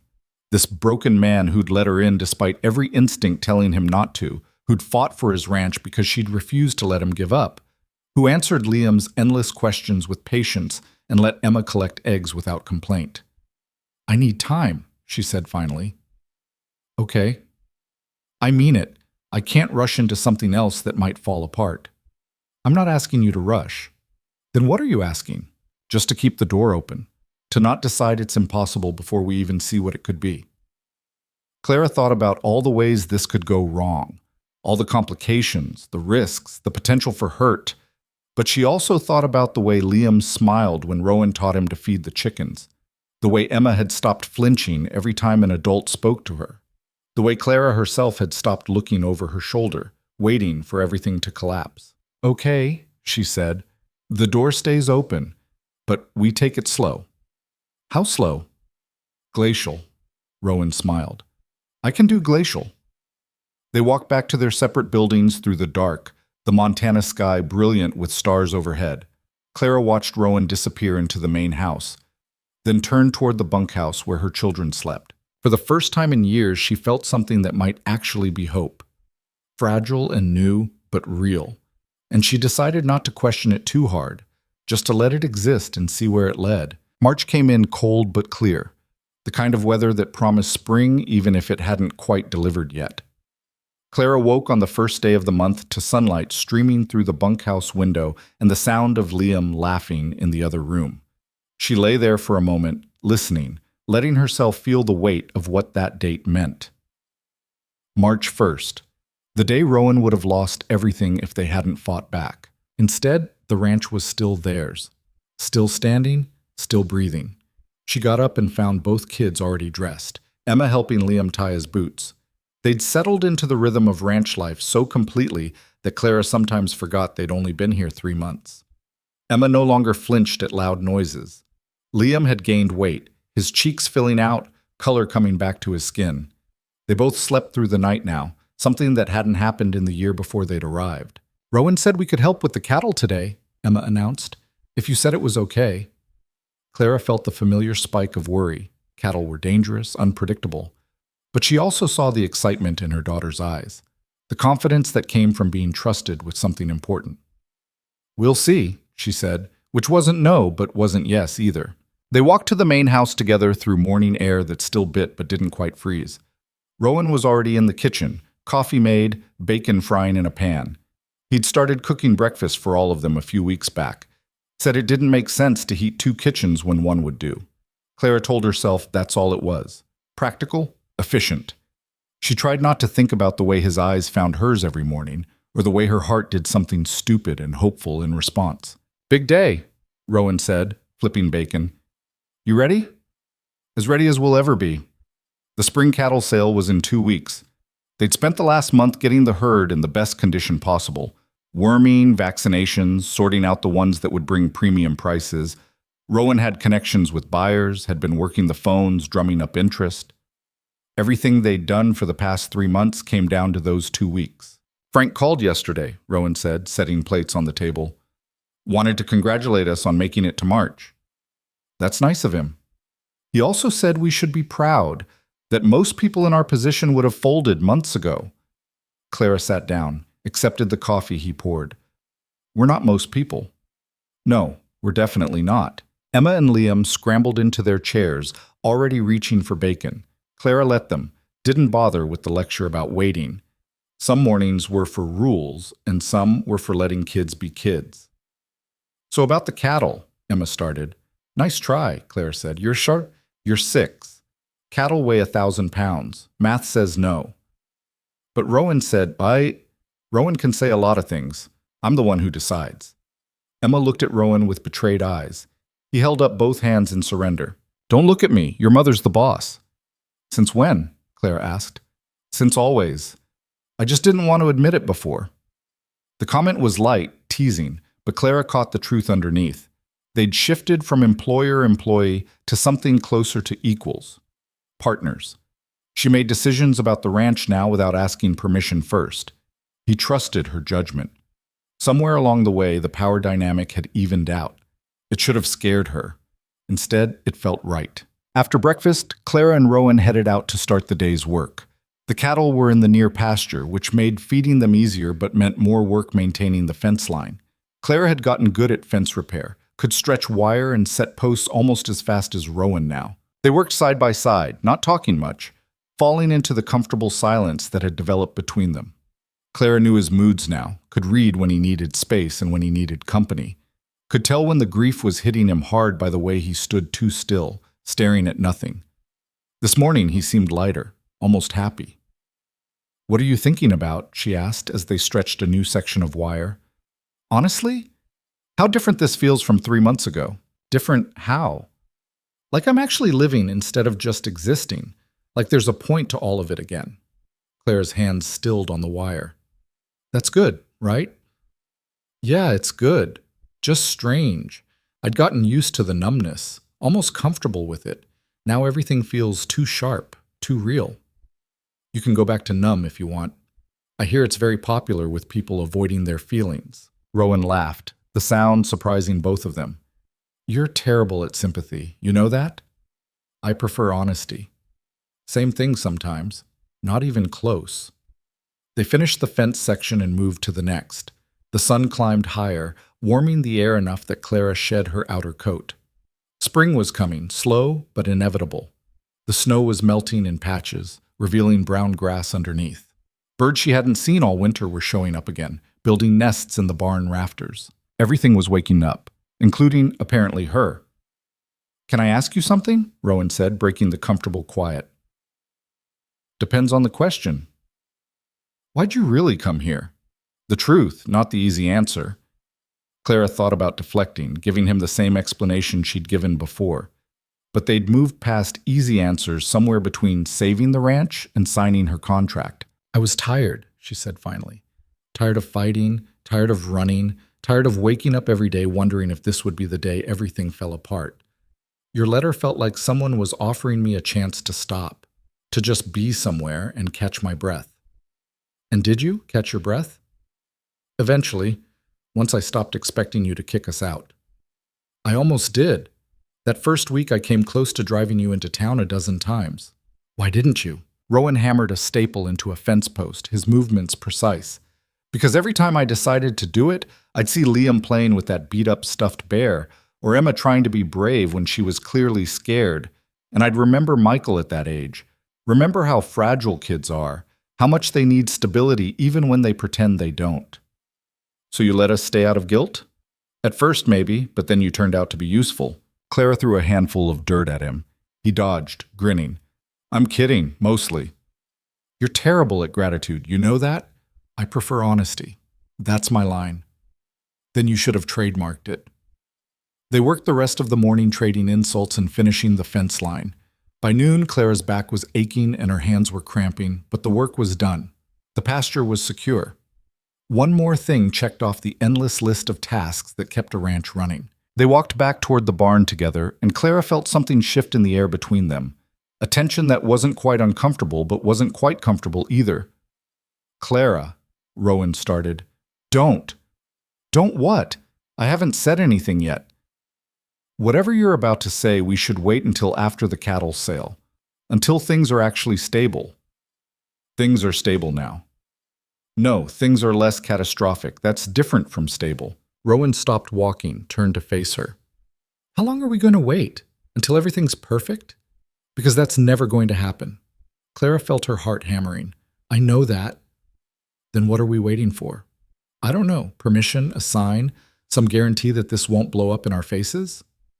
There are no guarantees. You know that better than anyone. He was right, and Clara hated that he was right. She'd spent her whole adult life waiting for the right moment, the safe choice, the guaranteed outcome. And where had it gotten her? Divorced twice, broke, desperate, standing on a stranger's porch with 2 kids, and a letter that promised something she'd been afraid to hope for. What if it doesn't work? She asked quietly. What if it does? That's not an answer. Neither is yours. They stood there in the space between the barn and the house, morning light making everything too bright, too clear. Clara could see the hope in Rowan's eyes, the fear underneath it that matched her own. I have kids, she said. If this goes bad, it doesn't just hurt me, it hurts them too. I know. And you're still grieving, still figuring out how to live with what you lost. I don't want to be a replacement for something you can't have back. You're not. Rowan's voice was firm. Sarah was Sarah. You're you. I'm not trying to recreate what I had. I'm trying to build something new. With a woman you've known for 3 months and her 2 kids who aren't yours? Yeah, apparently I am. Clara wanted to argue more, to list all the reasons this was a terrible idea. But she was tired of being afraid, tired of protecting herself so thoroughly that she couldn't let anything good in. Okay, she said. Okay, what? Okay, we can try, slow, careful, with lots of talking and no stupid decisions. I can do slow and careful. Can you do the talking part? I'm working on it. Clara laughed despite herself. This is probably a mistake. Probably. We should wait until after the sale anyway. Get through that first. Why? Because I don't want the stress of a new relationship mixing with the stress of trying to save the ranch. Fair enough, Rowan smiled. 2 weeks then. After the sale, we figure out what this is. 2 weeks. They shook on it like a business deal, which made both of them laugh. Then they went back to work, the agreement hanging between them like a promise neither of them was quite sure they could keep. The 2 weeks before the cattle sale were the longest of Clara's life. She and Rowan worked constantly, preparing the cattle, organizing transport, confirming buyers, handling 1,000 small details that could make or break the sale. They fell into bed exhausted every night and woke up before dawn to start again. Emma and Liam adapted to the increased intensity, learning to entertain themselves while Clara worked longer hours. Rowan started teaching Emma to ride on an old gelding named Tucker, patient and gentle despite being older than dirt. Liam collected eggs and fed the barn cat, who'd finally decided humans weren't completely terrible. The ranch felt alive in a way Clara imagined it hadn't in years. Busy, purposeful, like it was remembering what it was built for. 3 days before the sale, Dr. Morrison stopped by to check on Emma's lingering cough, which had finally disappeared completely. She looks good, the doctor said, packing up her bag. Healthy? Happy, even. She is, Clara agreed. And you? I'm fine. That's not what I asked. I asked how you are. Clara looked at the doctor, saw genuine concern there. I'm better than I've been in a long time. Good. You deserve that. Dr. Morrison paused at the door. Rowan looks better too, less like he's waiting to die. He's been working hard. It's more than that. He's got something to work for now. Makes a difference.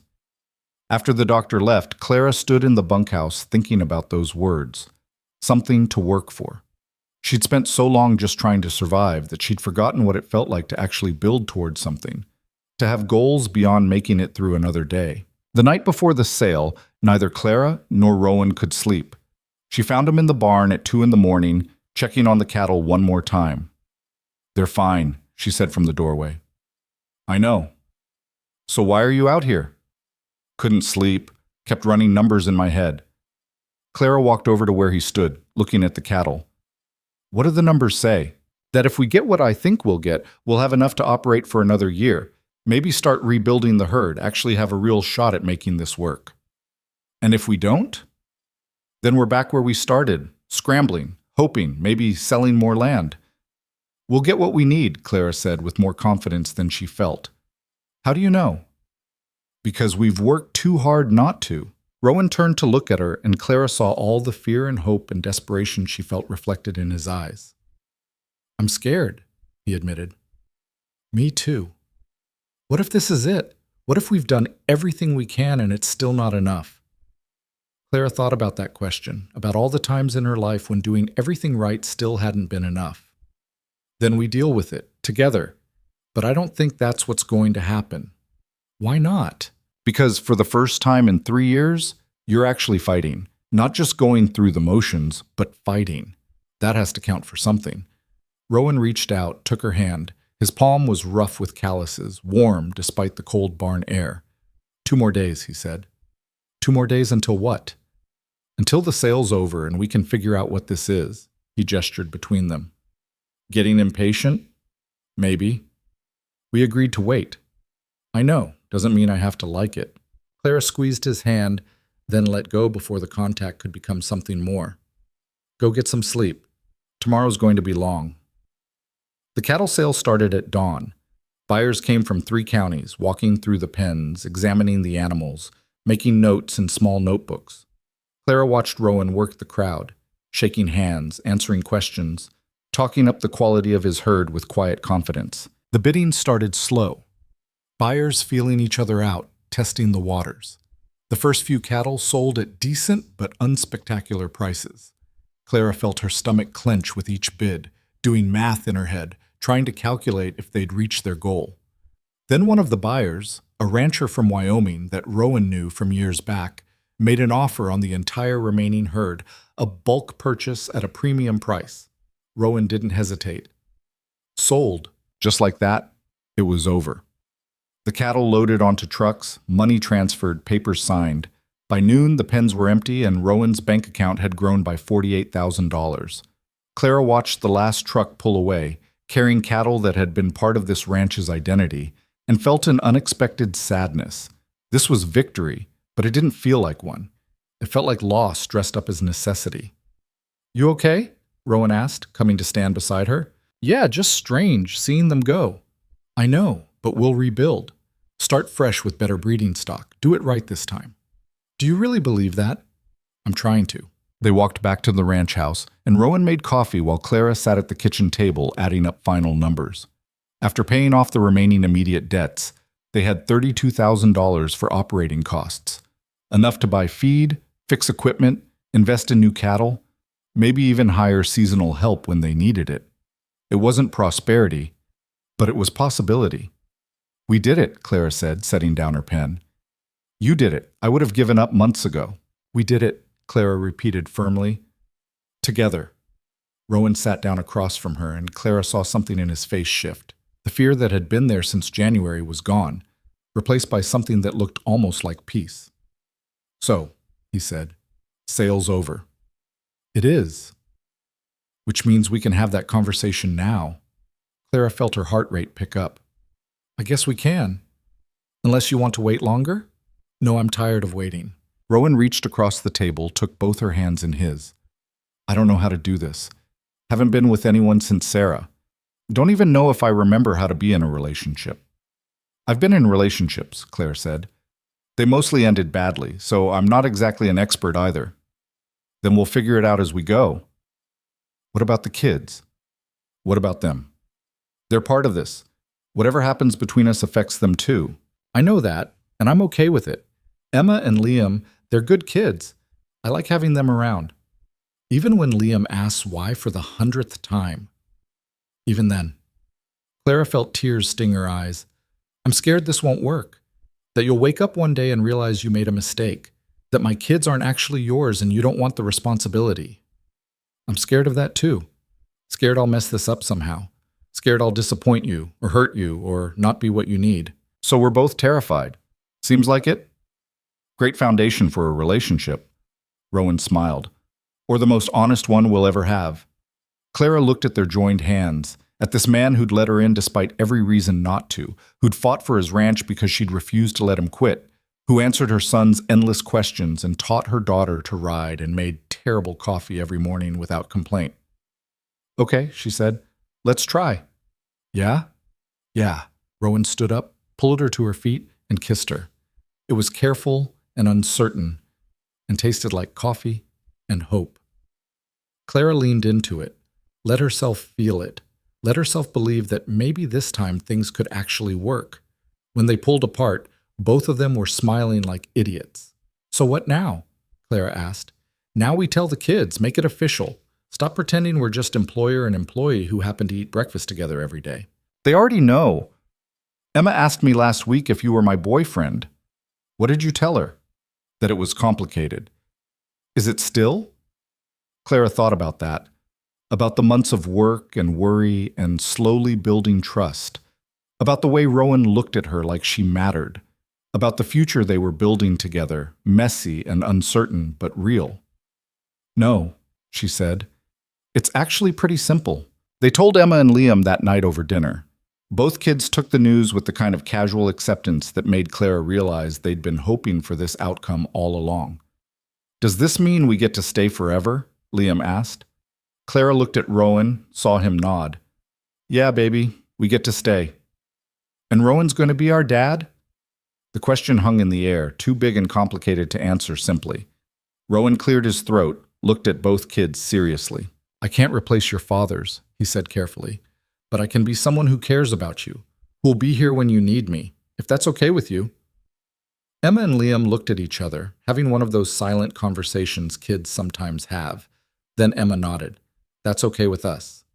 Just like that, they went back to eating. The question settled in their minds, if not completely resolved in reality. That night, after the kids were asleep, Clara and Rowan sat on the porch of the main house watching stars appear in the darkening sky. Think we can actually do this? Clara asked. Build a relationship while running a failing ranch and raising two kids who aren't mine? Yeah, that. Probably not. Statistics are against us. That's encouraging. Rowan pulled her closer. But we're going to try anyway. Because the alternative is going back to how things were before you showed up, and I can't do that. Won't do that. Clara rested her head on his shoulder, felt the solid warmth of him, the steadiness that had developed over months of working side by side.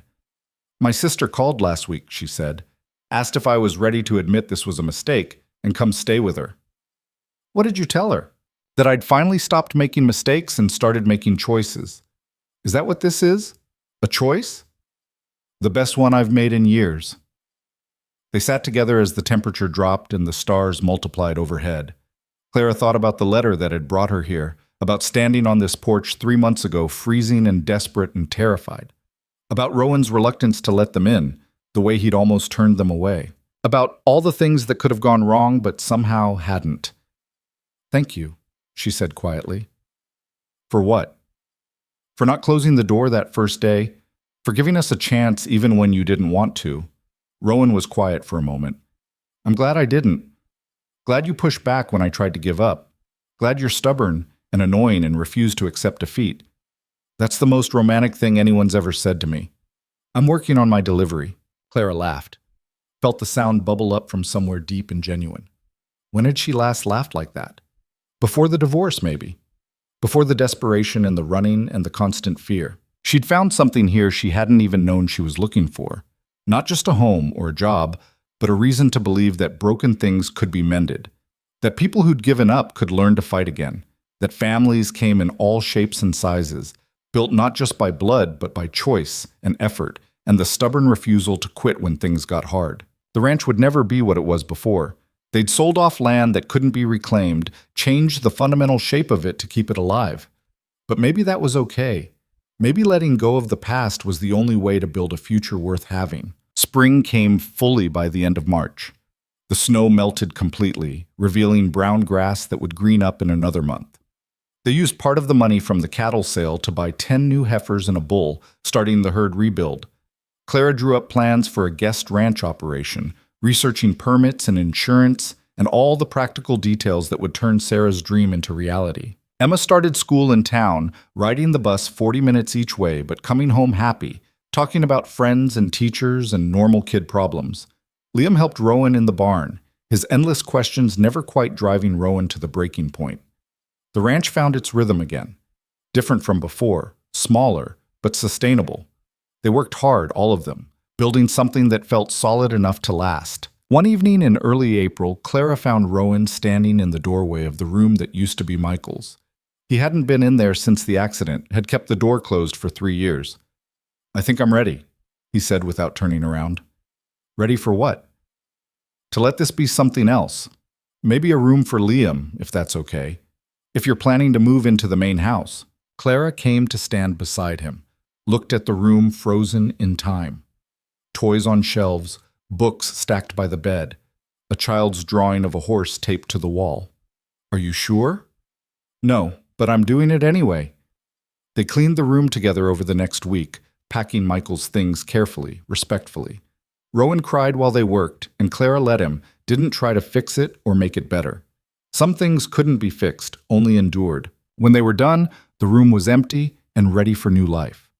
Liam moved in with excitement, already planning where his toys would go, which wall would hold his drawings.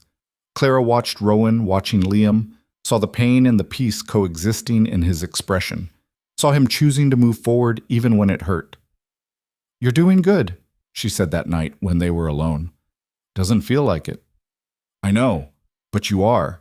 Rowan pulled her close, and Clara felt the tension in his body, the effort it took to let go and hold on simultaneously. "I still miss them," he said. "Every day. Don't think that'll ever stop." "It shouldn't. They were your family. They deserve to be missed." "But I'm also happy now. Is that wrong? To be grieving and happy at the same time?" Clara thought about that, about all the complicated ways humans learn to hold contradictory emotions. "No, I think that's just being human. We're big enough to hold more than one thing." "I hope so, because I can't let go of them, but I don't want to let go of this either." "Then don't. Keep both. They don't cancel each other out." Summer came, and with it the first guests at what they'd officially named Hale Ranch Retreat. 3 families from California, paying good money to experience authentic ranch life. Emma and Liam helped Clara teach the city kids how to feed chickens and brush horses. Rowan led trail rides and told stories about homesteading and pretended not to notice when the adults took pictures of him like he was part of the scenery. The money from the guest ranch wasn't huge, but it was steady. Enough to supplement the cattle operation, enough to hire help when they needed it, enough to start thinking about expansion. By August, Clara had moved into the main house officially. Her things mixed with Rowan's, Emma, and Liam's scattered throughout. The house felt full again, lived in, the kind of cluttered warmth that came from actual family instead of museum-quality preservation of the past. One night, after the kids were asleep, Clara and Rowan sat at the kitchen table going over the books. They were in the black for the first time in 4 years. Not by much, but enough to breathe easier. "We're going to make it," Clara said, almost surprised by the realization. "Yeah, looks like we are. I mean, actually make it. Not just survive, but build something real." Rowan looked at her, and Clara saw everything they'd been through reflected in his eyes. The desperation, the fighting, the slow building of trust and hope. "You know what the difference is?" he asked. "What?" "Before, I was trying to save the ranch by myself. Thought asking for help meant failure. Thought if I couldn't fix it alone, it meant I was weak. And now? Now I know that asking for help is the bravest thing you can do, that letting people in doesn't make you weak, it makes you human." Clara felt tears threaten. "When did you get so wise?" "When you showed up on my porch and refused to let me quit." They sat in comfortable silence, and Clara thought about everything that had led them here. The letter she'd almost not answered. The truck that had broken down. Rowan's moment of weakness that had let them in despite his fear. All the small choices and chances that had combined to build something neither of them had planned for, but both of them needed. "I love you," she said, the words coming out simple and true. Rowan looked at her, something transforming his face. "Yeah? Yeah, I love you too. You and those kids who ask too many questions and won't stop collecting random rocks." Clara laughed. "Liam's rock collection is getting out of hand. He's got 17 in his pockets right now. I counted." "Why didn't you make him put them back?" "Because he looked so happy finding them. Couldn't bring myself to ruin that." Clara stood up, walked around the table, sat in Rowan's lap like a teenager. He wrapped his arms around her, and she felt safe in a way she'd never felt before. Not the safety of walls or locks or bank accounts, but the safety of being known completely and chosen anyway. "We should get married," Rowan said suddenly. Clara pulled back to look at him. "Did you just propose?" "I think so. Was that terrible?" "Absolutely terrible. No ring, no planning, just random declaration over accounting books." "Should I try again?" "No, I like it better this way. Honest and imperfect and completely us." Is that a yes? Clara kissed him, put everything she felt into it. When she pulled back, they were both smiling. That's a yes. They got married in October, when the aspens had turned gold and the air had that perfect autumn bite. It was small, just them, the kids, Dr. Morrison, Frank from the bank, and a handful of neighbors who'd watched them fight their way back from the edge. Emma and Liam stood up with them, both kids taking their roles seriously. Emma held the rings. Liam carried a sign that said, "Here comes the bride," with half the letters backward. Clara wore a simple dress she'd bought in town, nothing fancy. Rowan wore a suit that didn't quite fit right because he'd lost weight over the summer from all the work. Neither of them cared. The vows they wrote themselves, standing in the field where Clara had helped move cattle that freezing day in January, where she'd proven she could handle the work, and Rowan had started seeing her as more than just a problem to solve. "I promise to keep fighting," Rowan said. "Even when it's hard, even when I'm scared, even when giving up seems easier." "I promise to keep pushing," Clara said, "to refuse to let you quit, to believe in what we're building even when the numbers don't add up. I promise to be a father to Emma and Liam, not to replace what they lost, but to give them what they need now. I promise to honor Sarah and Michael, to make space for your grief while we build our future." They exchanged rings, simple silver bands they'd picked out together, and kissed while everyone cheered. Emma took approximately 700 pictures on a disposable camera. Liam asked why they had to kiss so much, and someone needed to explain marriage to him again. The reception was in the barn, decorated with wildflowers and string lights. They ate potluck food and danced to music from someone's truck radio. It wasn't elegant or expensive or anything close to traditional. It was perfect. Later, after the guests had left and the kids were asleep, Clara and Rowan stood on the porch of their house now, officially, looking at the ranch spreading out before them in the moonlight. "You know what I think about?" Clara said. "What?" "That first night, when I was standing in the bunkhouse, sure you were going to make us leave in the morning. If someone had told me we'd end up here, I would have thought they were crazy. Would you have believed them if they'd said you'd save a failing ranch and fall in love with a broken rancher? Not in a million years. But you did it anyway." "We did it anyway." Rowan pulled her close, and Clara leaned into him, feeling the solid reality of this life they'd built. It wasn't perfect. The ranch still had problems, money was still tight, the work was still brutal. But it was theirs, and that made all the difference. "I'm glad your truck broke down," Rowan said. "I'm glad you didn't close the door. I'm glad you were too stubborn to give up on me. I'm glad you were brave enough to let me try." They stayed on the porch until the cold drove them inside, neither wanting to break the moment, because this was what they'd fought for. Not wealth or easy answers or perfect solutions, but this, standing together, having survived, ready to face whatever came next. Inside, the house was warm and quiet, filled with the breathing of children who finally had a home that wouldn't be yanked away. Clara checked on them. Emma sprawled across her bed, Liam clutching his bear, and felt something settle in her chest. They'd made it. Against odds and logic and everything that should have broken them, they'd made it. She found Rowan in the kitchen making his terrible coffee for tomorrow morning.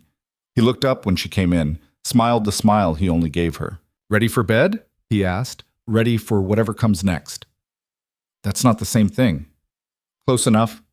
They climbed the stairs together, these two broken people who'd found each other at exactly the right moment, even though it had felt like the worst possible timing. Who'd fought for a dying ranch and saved it through sheer stubborn refusal to quit. Who'd built a family out of loss and loneliness and a letter that promised second chances. Clara thought about that letter sometimes, the one that had brought her here. The words Rowan had written from his own desperation, reaching out when he'd had no real hope anyone would answer. How easily it could have gone differently. How many moments had to align perfectly for them to end up here. But they had aligned. Against all probability, they'd aligned. And lying in bed that night with Rowan beside her and her children safe down the hall, Clara understood something she'd spent years trying to learn. That strength wasn't about never needing help. It was about being brave enough to ask for it. That family wasn't just blood and DNA, it was choice and commitment and showing up every day, even when it was hard. That sometimes the worst moments of your life were just preludes to the best ones, if you could hold on long enough to see them through. She'd come to this ranch with nothing but desperation and a promise written in ink. She'd expected rejection and found reluctant acceptance. She'd offered work and received partnership. She'd risked hope one more time and found it rewarded beyond anything she'd dared imagine. The ranch still wasn't perfect. They'd lost land they could never reclaim, changed the fundamental shape of it to keep it alive. But what they'd built in its place was something neither of them could have created alone. A new kind of legacy, forged not in isolation but in collaboration. Not preserved from the past, but actively constructed for the future. As Clara drifted towards sleep, she heard Rowan's breathing even out beside her, felt the weight of his arm across her waist. Outside, the Montana wind moved through the fields, carrying the smell of autumn and the promise of winter, and eventually spring again. The ranch settled around them, creaking and breathing, alive. And for the first time in longer than she could remember, Clara fell asleep without fear, without wondering if tomorrow would bring disaster, without planning her escape route. She fell asleep knowing she was home. Finally, impossibly, undeniably home. The kind of home you build with your own hands, alongside someone brave enough to let you help carry the weight. The kind that survives not because it's easy, but because both people refuse to let it fall. That was worth more than any promise written in ink. That was worth everything.